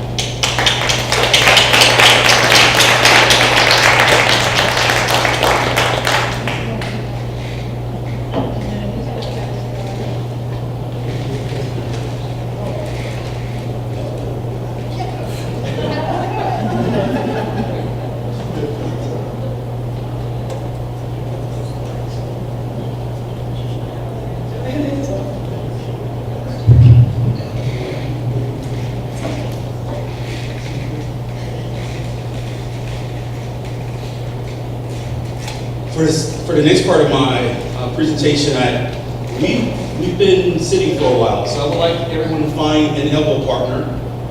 After listening to this scenario and talk through how would you respond. Here's the scenario. You are invited to visit an elementary school here in Clark County, by the way. While visiting the school, you come across a classroom of 11 students. 9 are African American, 2 are Hispanic. When you inquire about the origin of the class, the instructional leader of the school informs you that at this elementary school, students are ability grouped. Please note, that's not a district policy. That's something that school has decided to do. When you ask about the objective of the class, you were informed that the students have been grouped in the class to keep them motivated. How would you respond?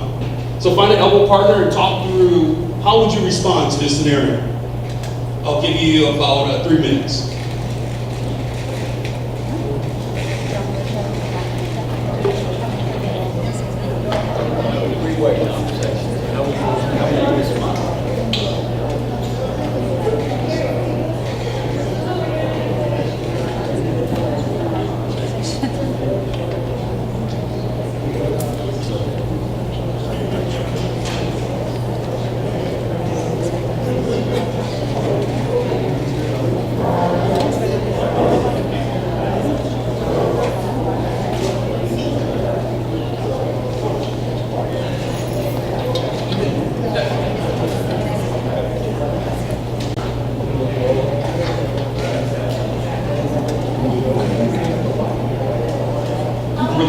I'm pleased to see that board members are going out into the community, are going out and talking with community members. I think this is really an opportunity for you to get feedback. So please continue to engage.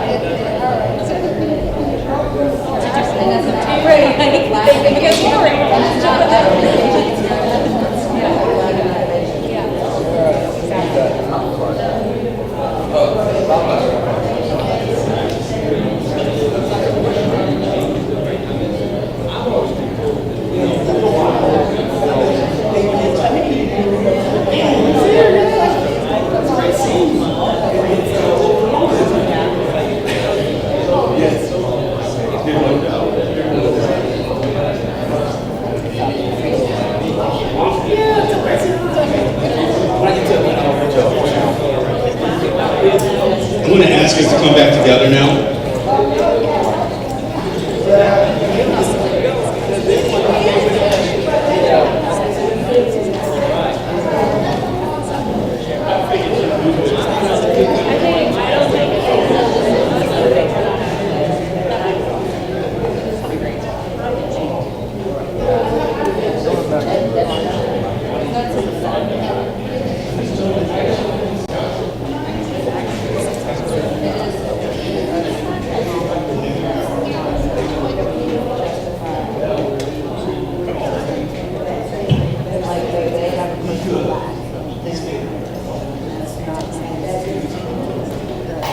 So as we regroup, I would ask board members, so how would you respond?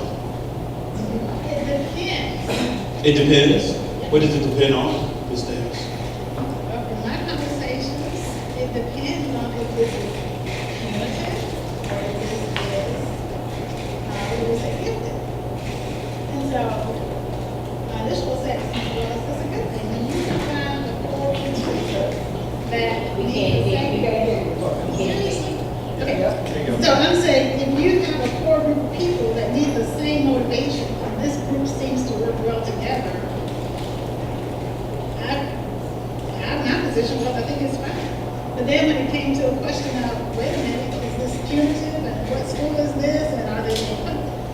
Again, I think the bottom line is, it's probably fine if you've got the core group of people and the resources directed to that group. I'm probably going to be okay with that. Thank you. So we left it with, it depends. It depends. Dr. Miggs, I think the key terms in that statement out there, students are ability grouped. And immediately if you walk into a classroom like that and you see 9 African Americans and 2 Hispanics, your brain gets to wondering if their ability to group. You see this all the time with African Americans and also, well, let's say minority students, you know, be grouped together that way. My big question would be, okay, if it's ability to group, how many students are in this school? And you got a small class like that. If you're dealing with an elementary school of 500 students and you got a class of 11 in there, 9 African Americans and 2 Hispanics, in my mind, something is wrong with that. Anyone else? We stated, sorry about this, this is candy about me, but we stated that definitely going back to what you mentioned earlier about the principal making, you know, those decisions, being able to show the growth of those students and how they arrived at that point of putting those students together and being able to document that and justify that. Thank you. Mr. Davis? Yeah, I was discussing with 2 ladies who have both had a personal experience with the gifted program, because that's where we went. Because in that particular program, we know that we have disproportionality that needs to be addressed. And we didn't have any solutions. It was so I'm just saying that this is not a hypothetical situation. And so I guess that's as far as we got. But there was one of the ladies I talked to. She purposely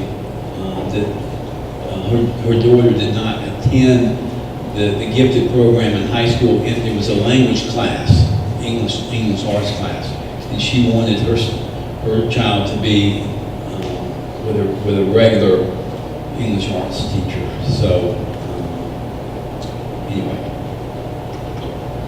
We had a couple questions about, or I guess one question about what it means to keep them motivated and what that actually means as a driving factor of putting students together. So how would you measure that? Why do you think that these students together would create a more motivating environment? And that was one of the biggest things that we talked about. Anyone else? I'll share that my experience with this is, again, in Barrington Elementary School in DeKalb County in the 80s. My kids were in school, there were like multiple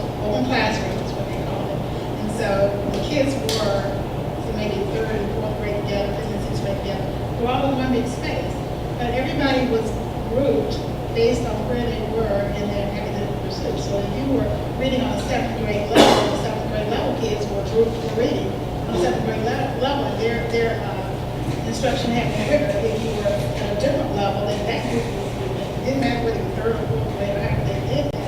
But to me, my kids really thrived in that environment because they tend to want to be, they always wanted to, they always had achievers or desire to do so. And so it was very comfortable for them to be in a room where maybe my math isn't as strong, and I'm with this group in math, but my reading is also I'm with this group in reading. So that's my experience, and that's my lived experience. That's what I brought to this situation. Anyone else? I want to make sure everyone has an opportunity if they would like to pursue it. The reason why I wanted to share the scenario with you is because I want to go back to a slide that I shared last week during our work session. I believe that scenario will require an equity leader, someone who's going to ask uncomfortable questions, someone who's committed to equity-focused decision-making, someone who's going to hold themselves and others accountable to ensure that students in communities who need the most get the resources and services they need to survive, to succeed and survive and thrive. To acknowledge the history, not to blame anyone who's currently in the system, but to acknowledge the system behind systems and structures and constructs that believe that the logic behind keeping students motivated is the factor behind grouping students. And that teaching the standard and making sure that students are moving across the standards that the Georgia Department of Education have identified as what students need to learn to achieve are being met. So I wanted to share the scenario because it reminds me of a part of my life story, which is just something that stays with me every day. And that part of my life story is that my grandfather owned a bar that served men who worked in factories in the city of Milwaukee. And they were all primarily African American and Hispanic men. And I often, when I was in that bar working, at the pleasure of my grandfather, doing whatever he told me to do quickly, or else, I would listen to those men talk, and they would constantly say that someone else was doing something to them, that management was doing something to them, that management wasn't treating them well, that management was taking advantage of them because of their skin color, because of their ethnic background. And part of my leadership narrative is that I vowed that I would never be in a role of leadership and allow marginalized communities to continue to be marginalized.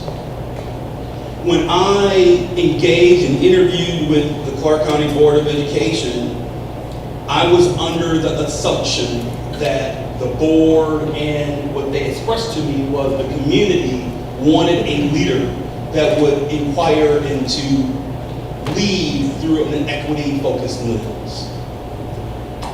I believe that that's still the case in many parts of the community. I think many parts of the community don't have individuals who are on social media sharing their perspective. When I am in the community, when I'm in the barbershop, people are sharing their concerns about scenarios like this and others that I hear about day in and day out. I understand that when you lead through an equity lens, it will ruffle feathers and upset the power structures. And yet, I want the board to know that I'm committed to the work.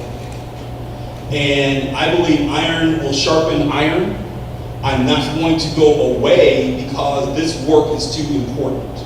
There's always going to be perspectives and people are going to disagree, and candidly, when you are in a leadership role of this level, there will always be someone who's going to disagree simply because you are in that position. And so that's part of the work.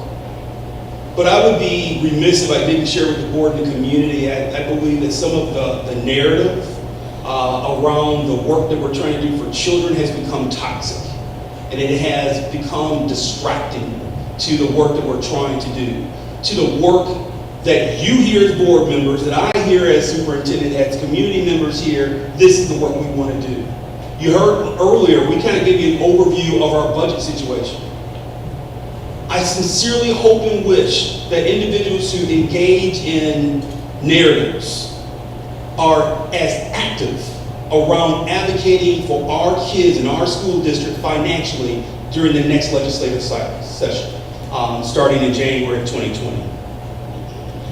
If there had been anything that I have done that requires a public admonishing, something that has been ethically wrong, I would talk with the board.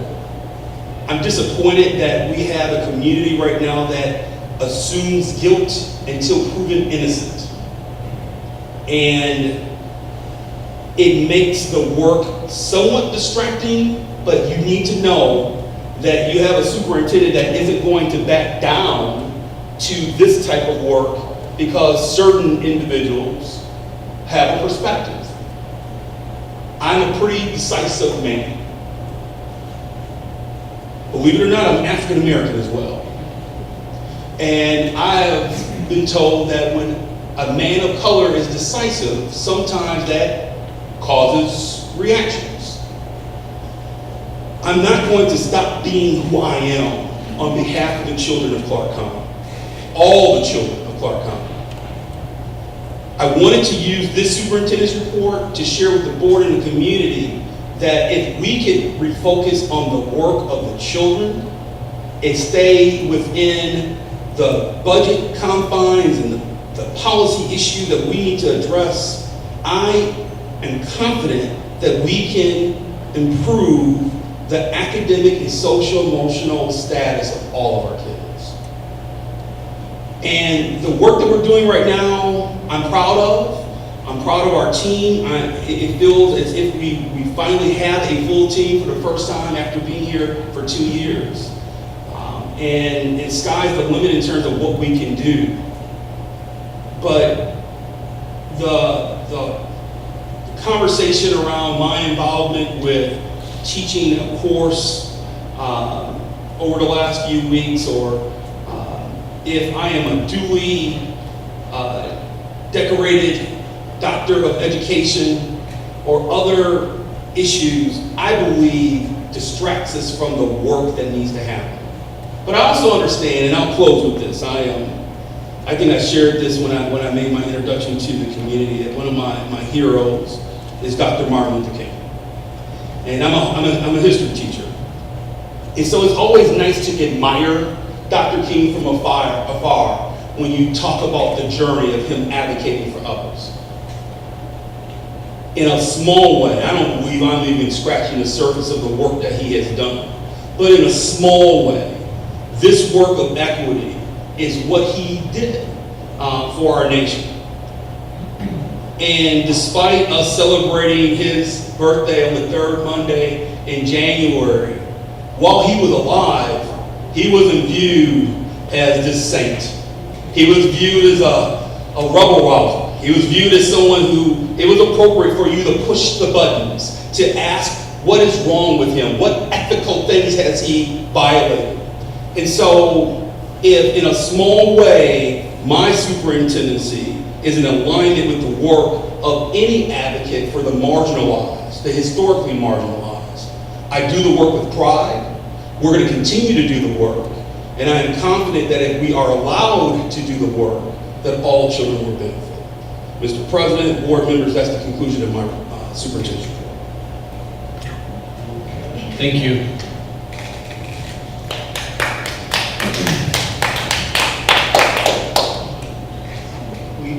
We have,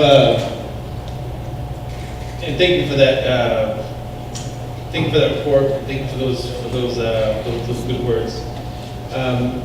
Dr. Means, on a more pedestrian level. Yes. Would you We have a full, yes, you asked me, Mr. President, to talk about May. Yes, please. And I think we've mentioned it already, but there are multiple meetings for the Board of Education on May 16th. There's a policy committee meeting on that date. I think there's a finance committee meeting that day, and we had hoped to come together for a board governance retreat on May 16th. We can come back to May 16th. On May 21st, we are planning to, I have been asked by the board to provide an update on where we are with the disposition of property in the school system. And so Mr. Worthy, as the chair, has called for a property committee meeting immediately following the government relations committee meeting on May 21st. On May 23rd, we've already referenced this date, but that is a meeting to allow the board to go deeper with their budget questions for fiscal year 2020. On June 6th, you have a work session meeting, and on June 13th, you have a regular board meeting. Please note, you were kind enough of carving up the May 23rd date because we also have a number of principal hires that we have to make. So my humble recommendation is that we use that time to address any principal recommendations we will have that day. We hope to have many, and then also allow you to dig into the fiscal year 2020 budget. And you may, I also made a recommendation via email that may be a more prudent time for you to engage in your election for a new board president. Because it's already on the calendar, it's more in a special call meeting format versus, I think the initial conversation that you had last week was to try to do it on May 16th, which we've already acknowledged is a full day.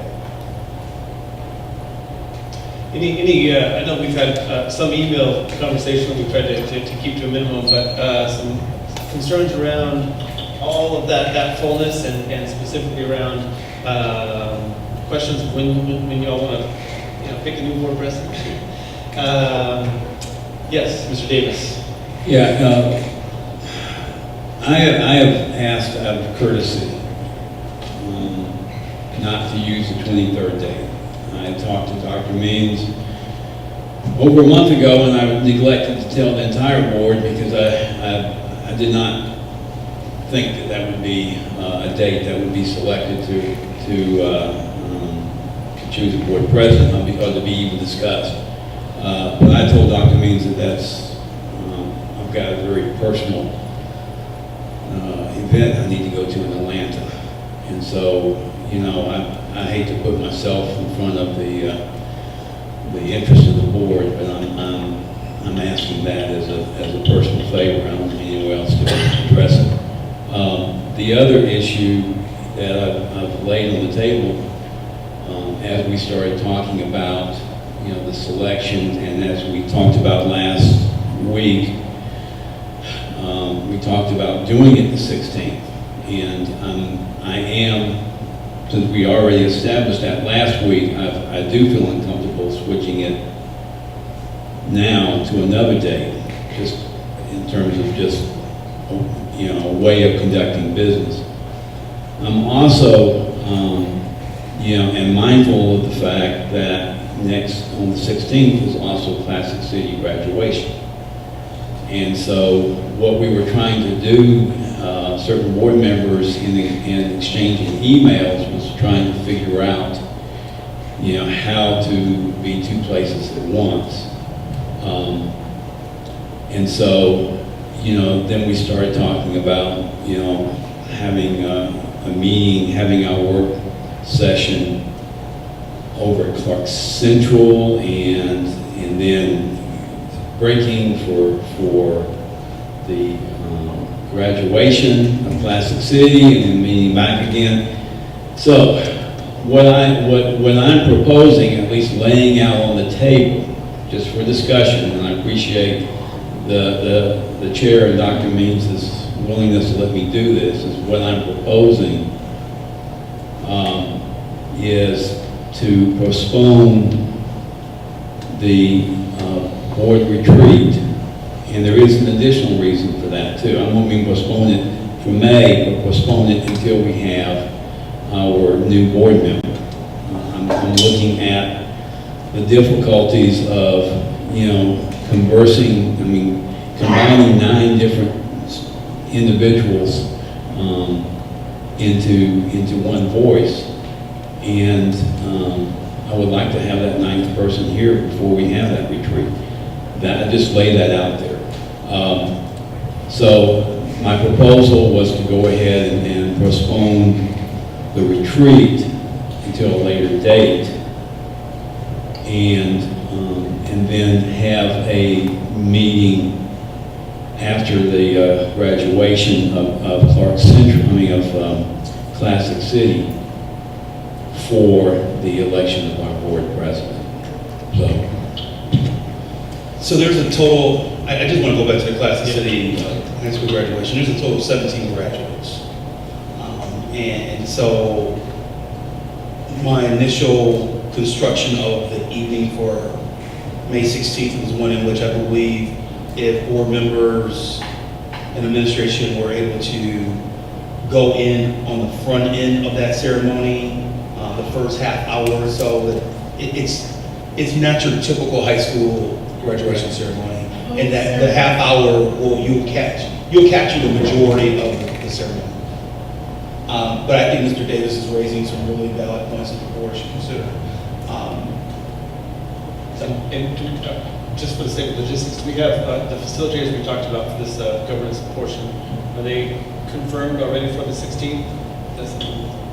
They are. For our previous conversations. And again, to be totally clear, I personally would have no problem not being part of that governance meeting. I think having it sooner rather than later. We've talked often about the need to discuss some of these governance issues, and I think plowing on with it could be healthy as well. I haven't had an orientation yet, and I'm not saying that needs to be rushed. I think that what I'm saying is that from the perspective of a new board member, I just really want to, I'm with Greg, I really think we need to wait until that person is on board. I really do, for a retreat. I would hate for us to do that and then struggle finding another day to hold a retreat or orientation with the new person, and I'm really just on board with it at the very least. If we're going to take each of these decisions singly, for me, I wholeheartedly agree that we should wait until the new board member is on board for the retreat. And I think just the retreat conversation is different than the orientation conversation that we tried to get many times.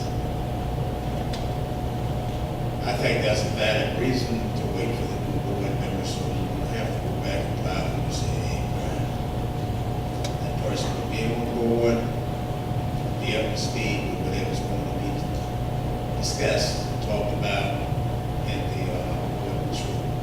I support that. Yes. I know I was originally one of the people thinking like, we need to go ahead and get this. Also, I foresee it being like maybe a long-term thing, like that we revisit at times maybe.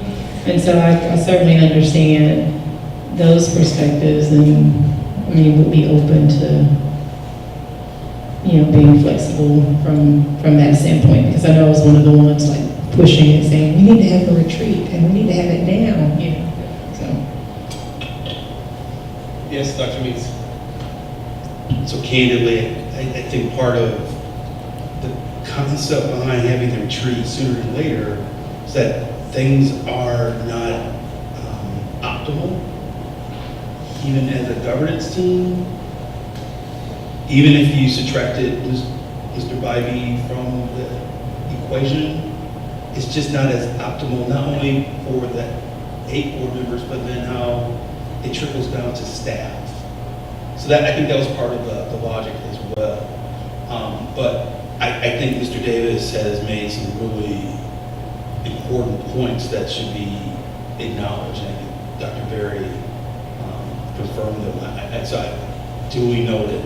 I just wanted to share the logic, the original logic of trying to have the retreat as soon as possible was there was a concern about the board being as optimal from an operations standpoint as possible, and it was acknowledged that it's not there right now.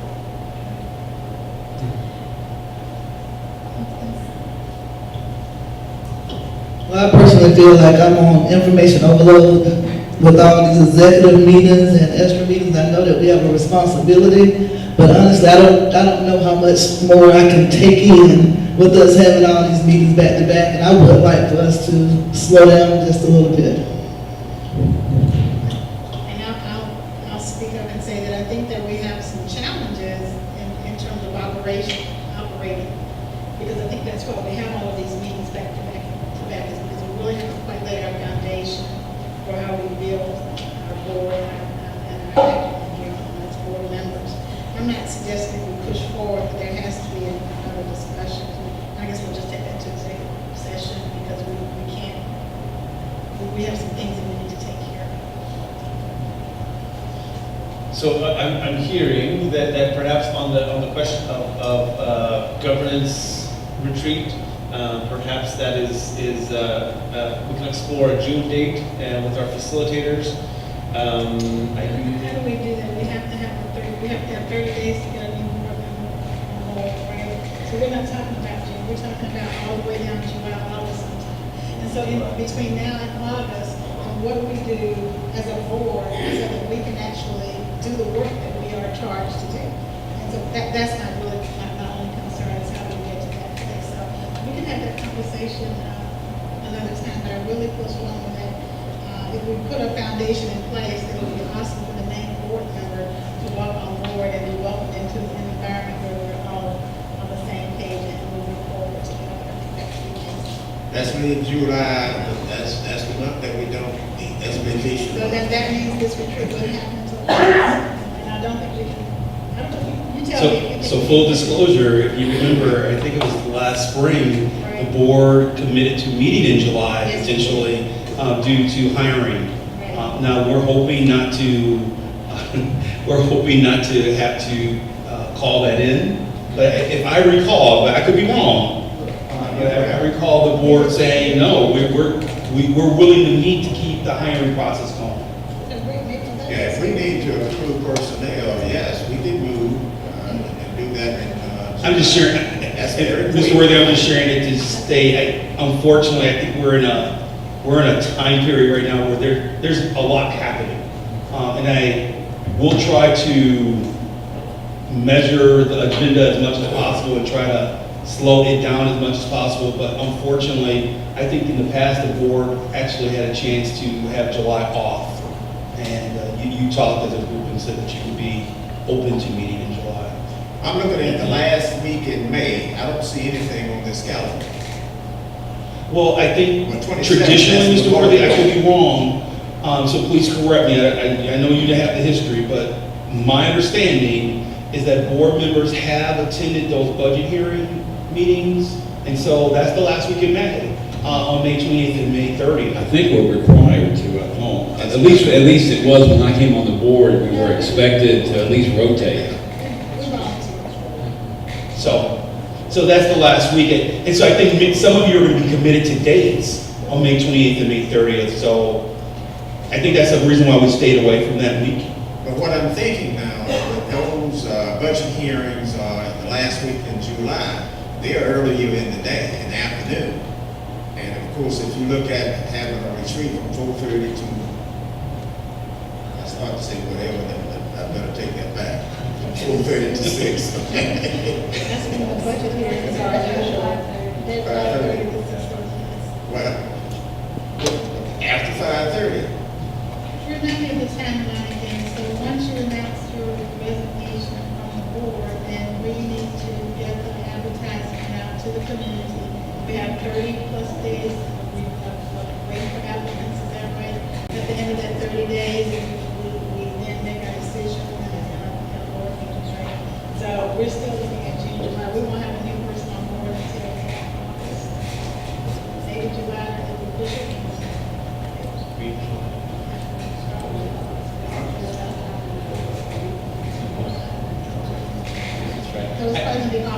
I wanted to confirm with legal counsel, you are required, I mean, at least some of you, not all of you, I mean, we don't want to have a quorum, but there is a requirement to have board representation at those budget hearings.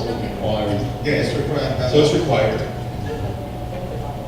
Now, you've divided it up in the past. I think typically you had at least 2 board members there, so at least there was some type of representation.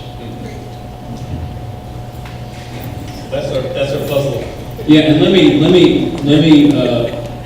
I'm sorry. Yeah, go ahead. You know, and that does bring up what Tawana said too, in terms of, I mean, this is the time, not only do we have graduations, not only do we have, you know, personal obligations with graduations too, but we're also, there's a lot in that budget that I feel like I need to come up to speed on. And so I don't know if just if a 2-hour meeting is just gonna cut it. So I don't know. Are you talking about the Q&A on the 23rd? Yeah, I'm just saying there's a lot on our plate right now. That's what I'm saying. It's a true statement of facts. It doesn't help us get into a resolution. I mean, we have questions around when we want to elect a new president, and if we want to hold a retreat in May versus August. It sounds like July or August. Do those come up to a vote, or is that inappropriate, Robert's Rules of Order, or? Still, great question. You're not in a position to vote right now. I think your current president and vice president is taking the temperature of the group. Okay. I'm also listening to you. It sounds like clearly May 16th is not happening for a retreat. That's not happening. From the feedback I'm hearing from the group. And it sounds like you really want to dig in and try to keep the agenda as clean as possible for May 23rd. And do it in a way where you can still adjourn the meeting at a reasonable hour of the evening. So you're not leaving at 10 o'clock or 11 o'clock at night, as you have been in the last few meetings. and So as you will what else is tonight. happening on May 16th again? We have policy, finance, and then we have that was also the retreat. It was also the date that we chose to select the board president. In the work session meeting last week, that's when we kind of put our heads together to do And we need to leave this discussion with the time so that the public who are watching us on screen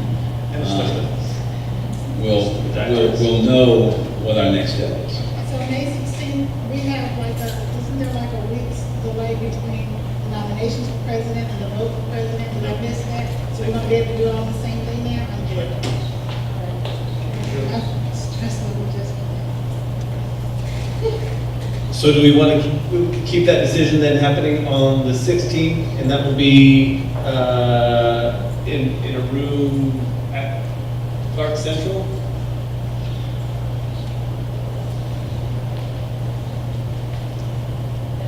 That's not right? No? I mean, I think if we're at the graduation for a half hour to an hour, that starts at 6, we can hold the vote at 5 or 7, maybe. Here is where everyone comes. Can we do it here? Clark Central's maybe too busy. It's gonna 30 to be, 45 minutes max.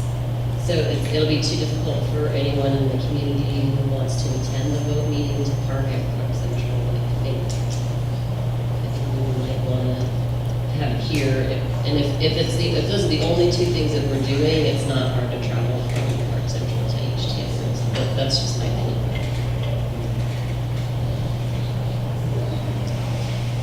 I don't think we should confuse everyone. The last time we met at Clark Central, some people came here. I think we should be consistent and meet here. So we'll plan on, sounds like keeping the election of the board president for the 16th, and we'll publicize the time. Tentatively plan on after the Crescent City graduation, and I think we should be fine to come back over here and take care of that. Quick meetings. Well, some of us already going to be here. The finance meeting will take place at 4:30. That's true. Right.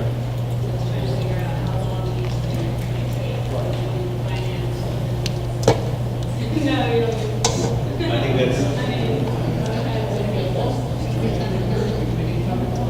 Mr. President, board members, so I just asked Mr. Hamel, he can adjust the time of finance as well, so you don't have dead time on in your hand. So if there's an adjustment to that meeting that you would recommend, please let us know now. We will make the proper adjustment.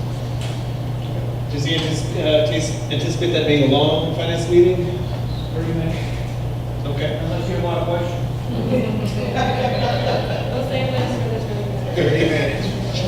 So if we have a finance at 4:30, maybe we can publicize a meeting for the purposes of the board president business to happen at 5 o'clock. It's fine, we can That's- always meet at 4 o'clock, too, if you want. Okay. Say that again? You can scratch that. You gave the meeting at 4 o'clock. Great. Finance. That sound all right? Finance chair? Absolutely, fine with me, 4 o'clock. Okay, we'll do finance committee at 4 o'clock. We'll handle the board president business at 5 o'clock, and then that should be time to grab a shake at Steak and Shake and head over to Pleasant City by 6. Okay. Okay. That'll be our plan. Okay, moving on, next item. We have a number of items, approvals that we agreed to include in our consent agenda. This is approval of field trips, Georgia Power electrical line relocation costs, substitute teacher contract, intent to apply for Head Start, early Head Start grant and budget, intent to submit a McKinney-Bento education for homeless children and youth grant, cafeteria serving lines, Cedar Shoals High School. Can I have can I have a motion to approve those items? So, Dr. Knox, thank you. Is there a second? Ms. Davis, thank you very much. All in favor?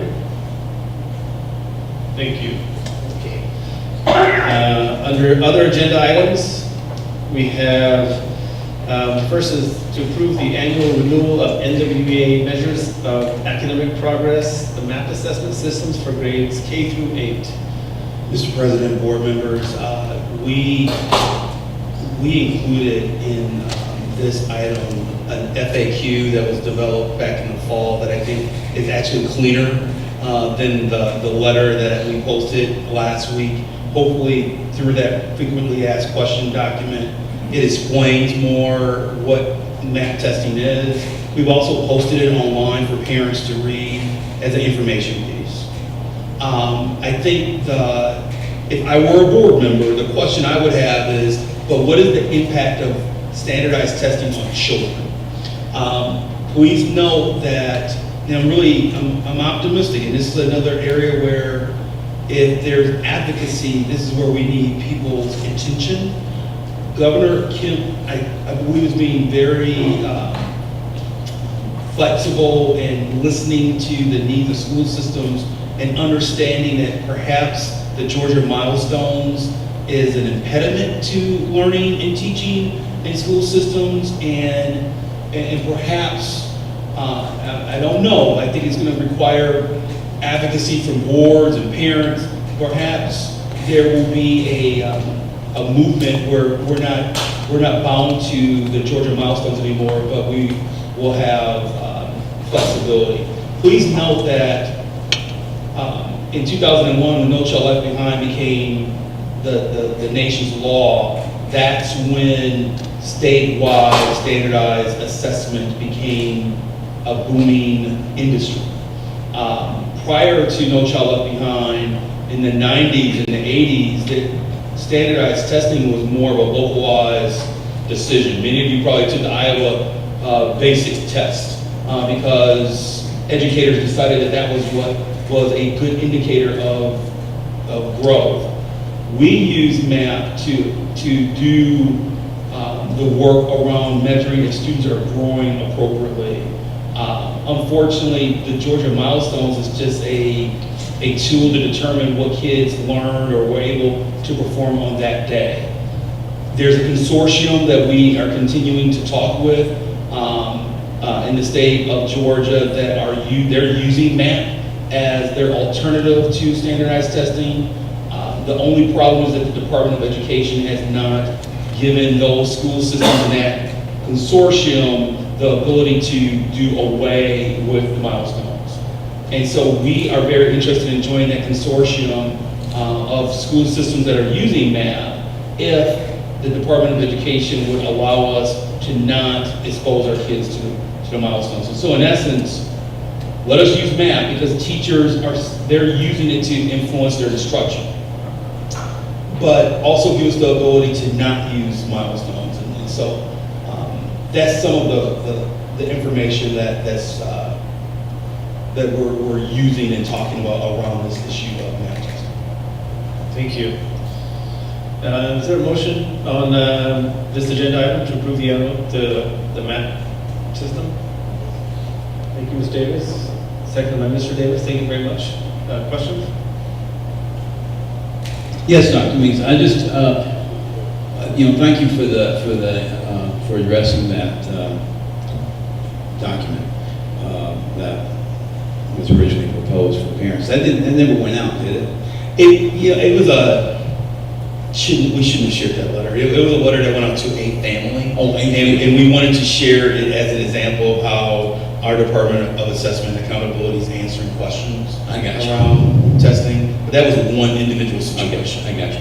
When's the third, the last map of the year? When is that data completed and available online? We have it. We have it already. Okay, thank you.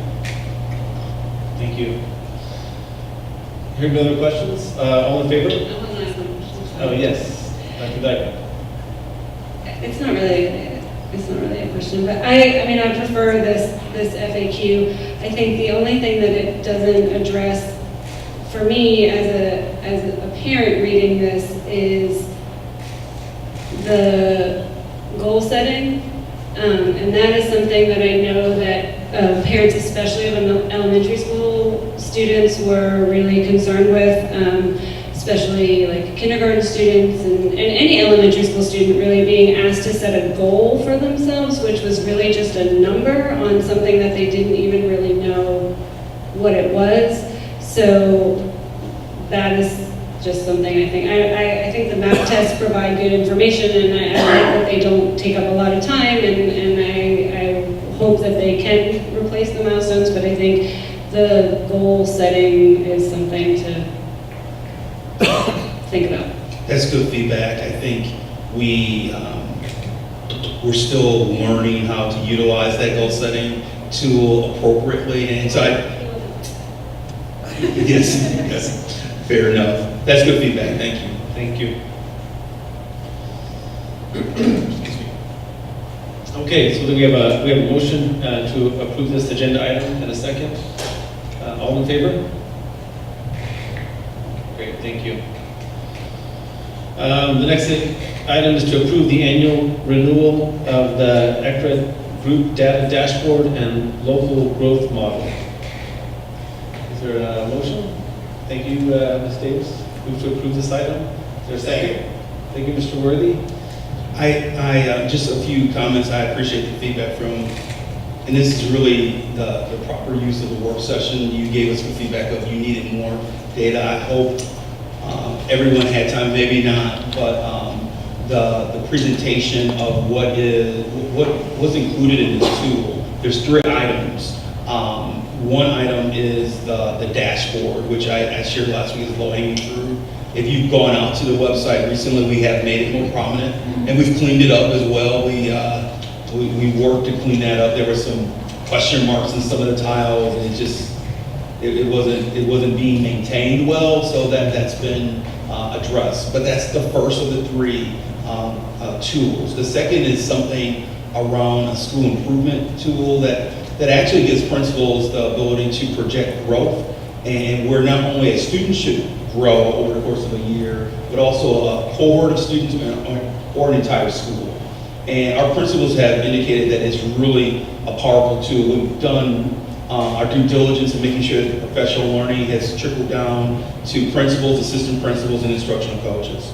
The third item, and I think I sent over to you what it looks like in terms of the tool, but the personalized learning profile is something that I'm really excited about, that we can look at kids through a whole child lens, not just a score.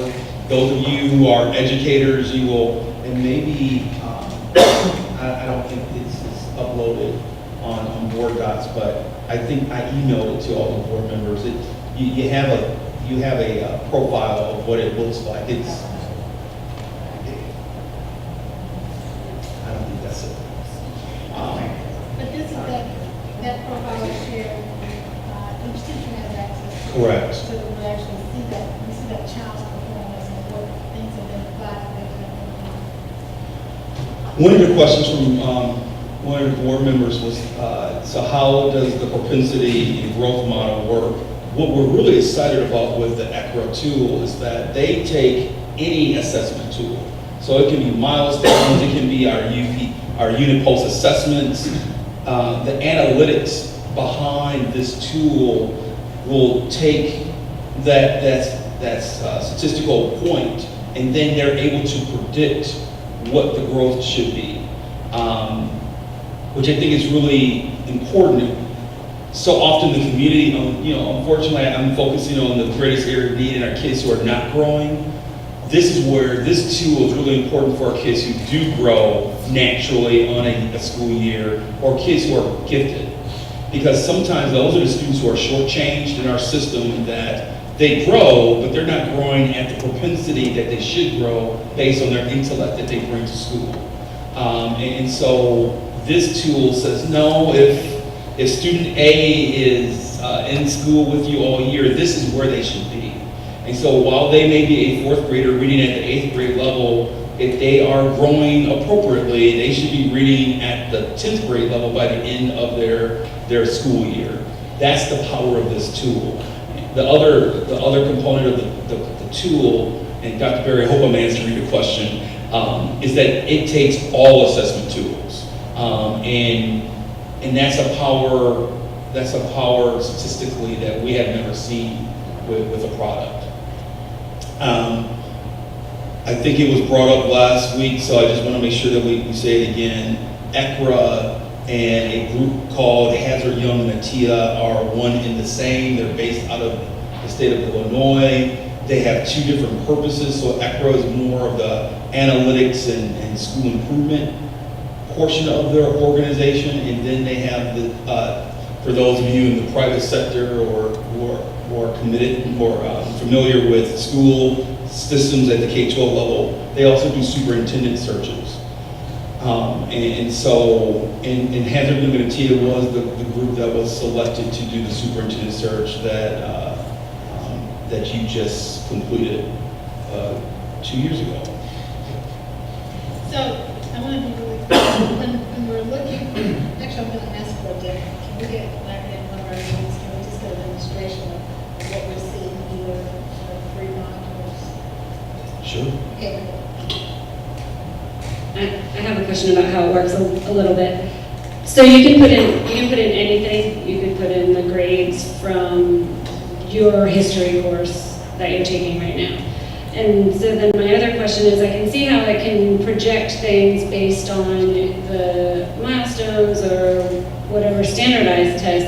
Is it pulling normed data for those? And then is it able to do anything like that with the individual classes? So for example, if you have a B in your history class, is it then comparing you to other students within that same history class? So it can pull all of that data.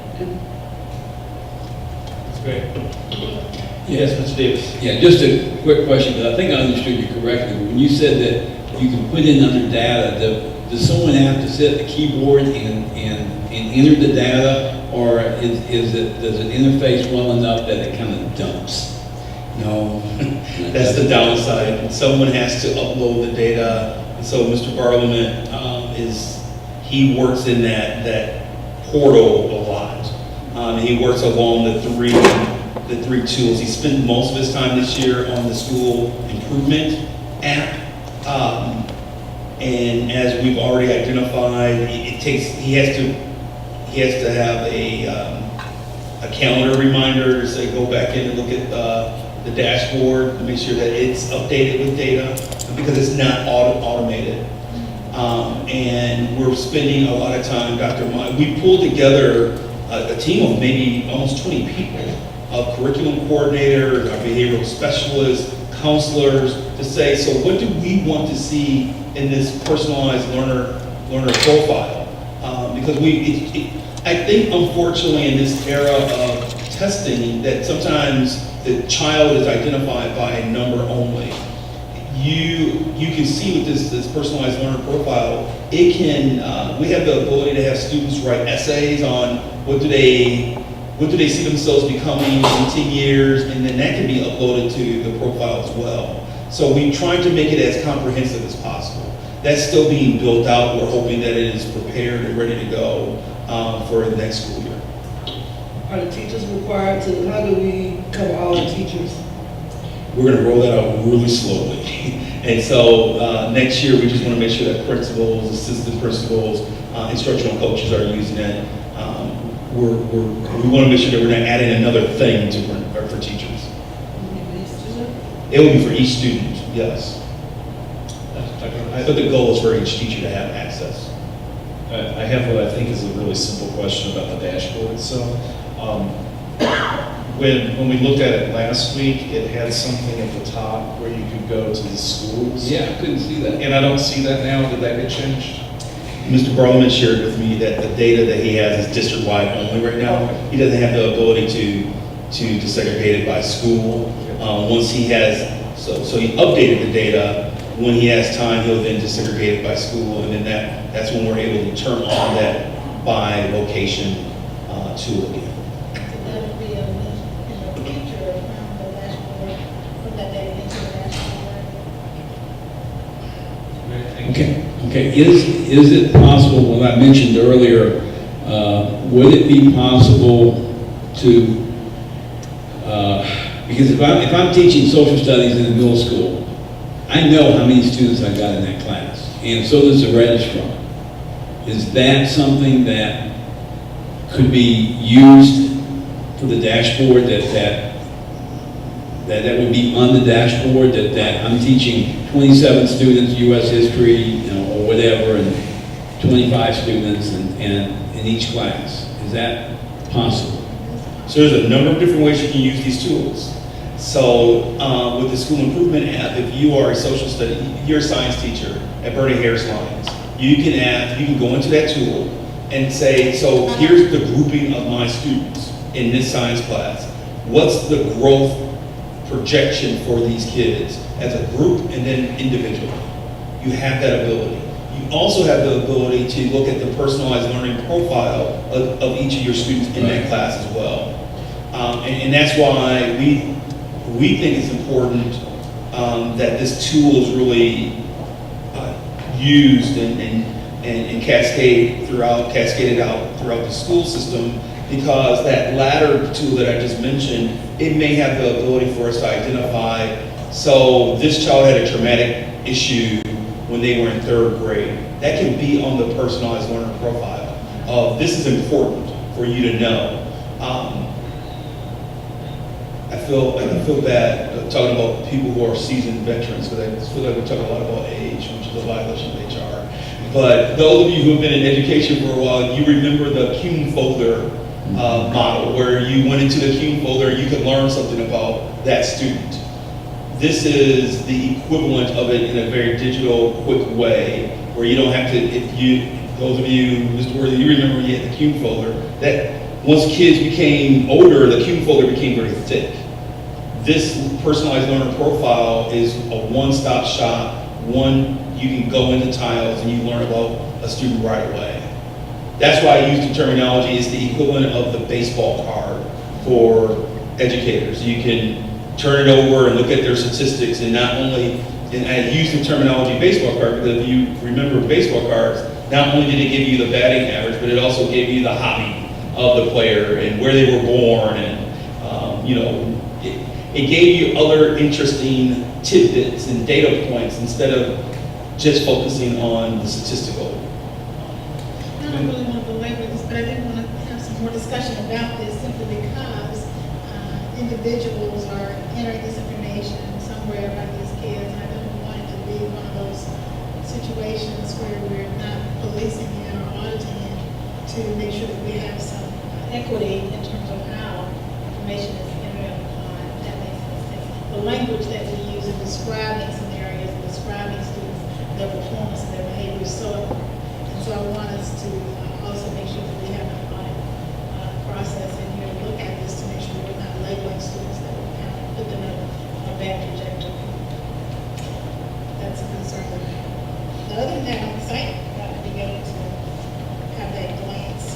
Maybe we don't know what teachers see until after they work there.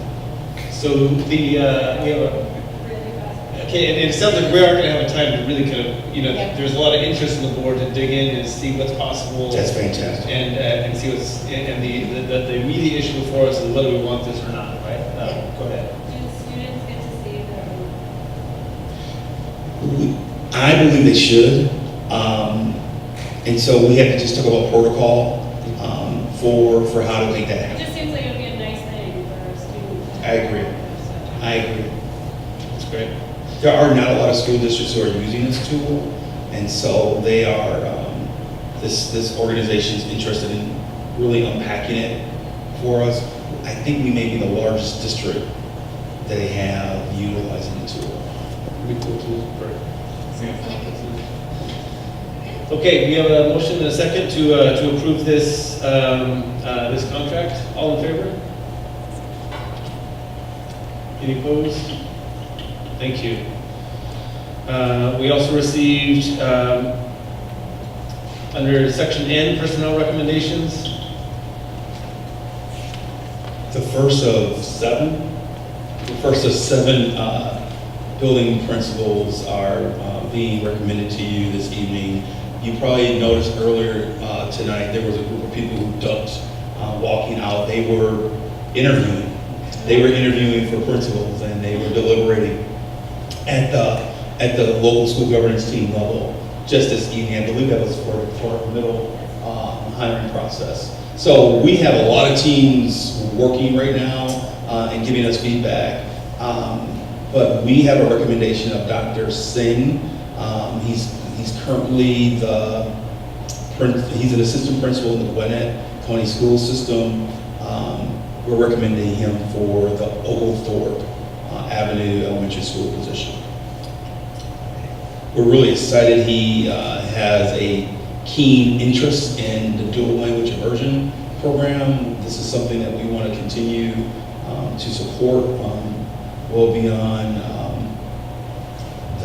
the tenure of the mother of the DLI program, Dr. Scarlett Dunn. So that's our recommendation. And is this, so we have two items here, the number one and number two. You talked about the still in this first list. Okay. Yeah, and I really don't have any other, there isn't anything that is, that stands out in the first list. Okay, great, thank you. Let's go ahead and take these, should we take these separately? Since they're listed twice on the agenda? You have a recommendation? I would take it separately. Okay, that's fine. The one that we had at desk, and then the two that we That's had. right. The one on our desk is a change to, is the one on our desk an amendment to the? It's an amendment to number one. To number one. Right. Thank you. I'd like to entertain a motion to approve the personnel recommendations in number one. Thank you. I move that we accept the superintendent's recommendation for these personnel boards. Thank you. Is there a second? Thank you. And again, we're talking about the ones included in N1 and the addition on our desk in paper. All in favor? Any opposed? Thank you. I want to make sure that those who oppose have the opportunity to articulate any concerns that you might have. Do you want to take any time? I'll just mention briefly that with each of the personnel lists, I asked earlier, like, what is our vote? And so for me, I just want to learn and hear more about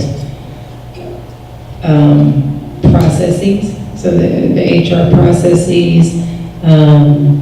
Also, I noticed on, I think, a good bit of the personnel list that There are one or two people that tend to like resign immediately. And so for me, it's not necessarily about the appointment, but more so about like those resignations and when people are leaving. I've seen a good bit of them, or not a lot, but typically from transportation. And so I want to know more.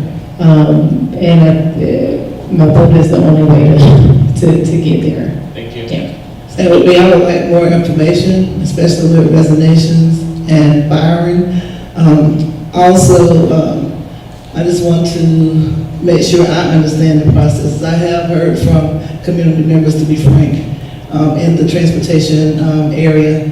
So I'll feel more comfortable once we start having exit interviews, and I can be more sure about what the process is for persons leaving or being let go. Thank you. Thank you. We have, Mr. Park.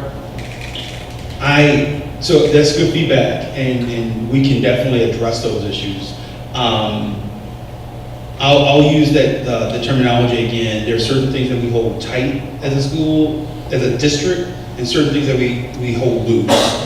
And one of the things that we hold loose is that process of, so who's saying what when the interview process is happening at transportation? And so we don't have a protocol that says, here's how you talk to people during the interview process. It's not that tight. Our HR department isn't large enough where we are able to deploy members of HR to then handle transportation. I think there are opportunities for us to provide professional learning, and so then people are more knowledgeable on how to do hiring and how to treat employees. But I appreciate the feedback. We can, once things slow down, we can definitely have a work session where we talk about, so what does the hiring process look like? And candidly, we're anxious to do it, not only from a transportation standpoint and our custodial group, but since I've been here, there's been a concern from the board level of we hire too late. That hiring late really isn't on HR at all. And we've been somewhat coy in saying it, so let me be very direct. It's at the principal level, it's at the school level. We will hire people as quickly as a principal conducts their interviews and make a recommendation to human resources so then they can do their due diligence in running background checks and so forth. If a principal says, well, I kind of like the summer, I'm going to drag my feet a little bit, and now, oh yeah, it's July, I should hire for those 5 positions. That's what's happening. Unfortunately, then the narrative becomes HR hires slowly. And so we're anxious to have that conversation with you as well. But I appreciate the feedback. This is really good to know that, and we've talked about it before, that we can dig into that work. So thank you. We have, under personal recommendations, we have what's on our agenda as late contract additions. And recommendations to approve these as well. Thank you. Is there a motion to do that? Yes, we did. We did. I'd like to entertain a motion around the late contract additions. I move that we accept the superintendent's recommendation on late contract additions. We approve those late contract additions. Thank you. Is there a second? Thank you. Dr. Dykeman? All in favor? Thank you. Any opposed? Okay, just one. Yeah, thank you very much. Moving on to executive session. There's a recommendation to adjourn to an executive session. That's not adjourn. To go into executive session for the purposes of the acquisition, disposal, leasing, or appraisal of real estate or other property, as well as the appointment, employment, compensation, hiring, dismissal, or evaluation of employees. Is there a motion? Thank you, Ms. Davis. Is there a second? Thank you, Mr. Worthy. All in favor? Great, thank you. Let's be diligent. Thank you folks for sticking with us all the way through. Thank you. Okay, so we need to walk.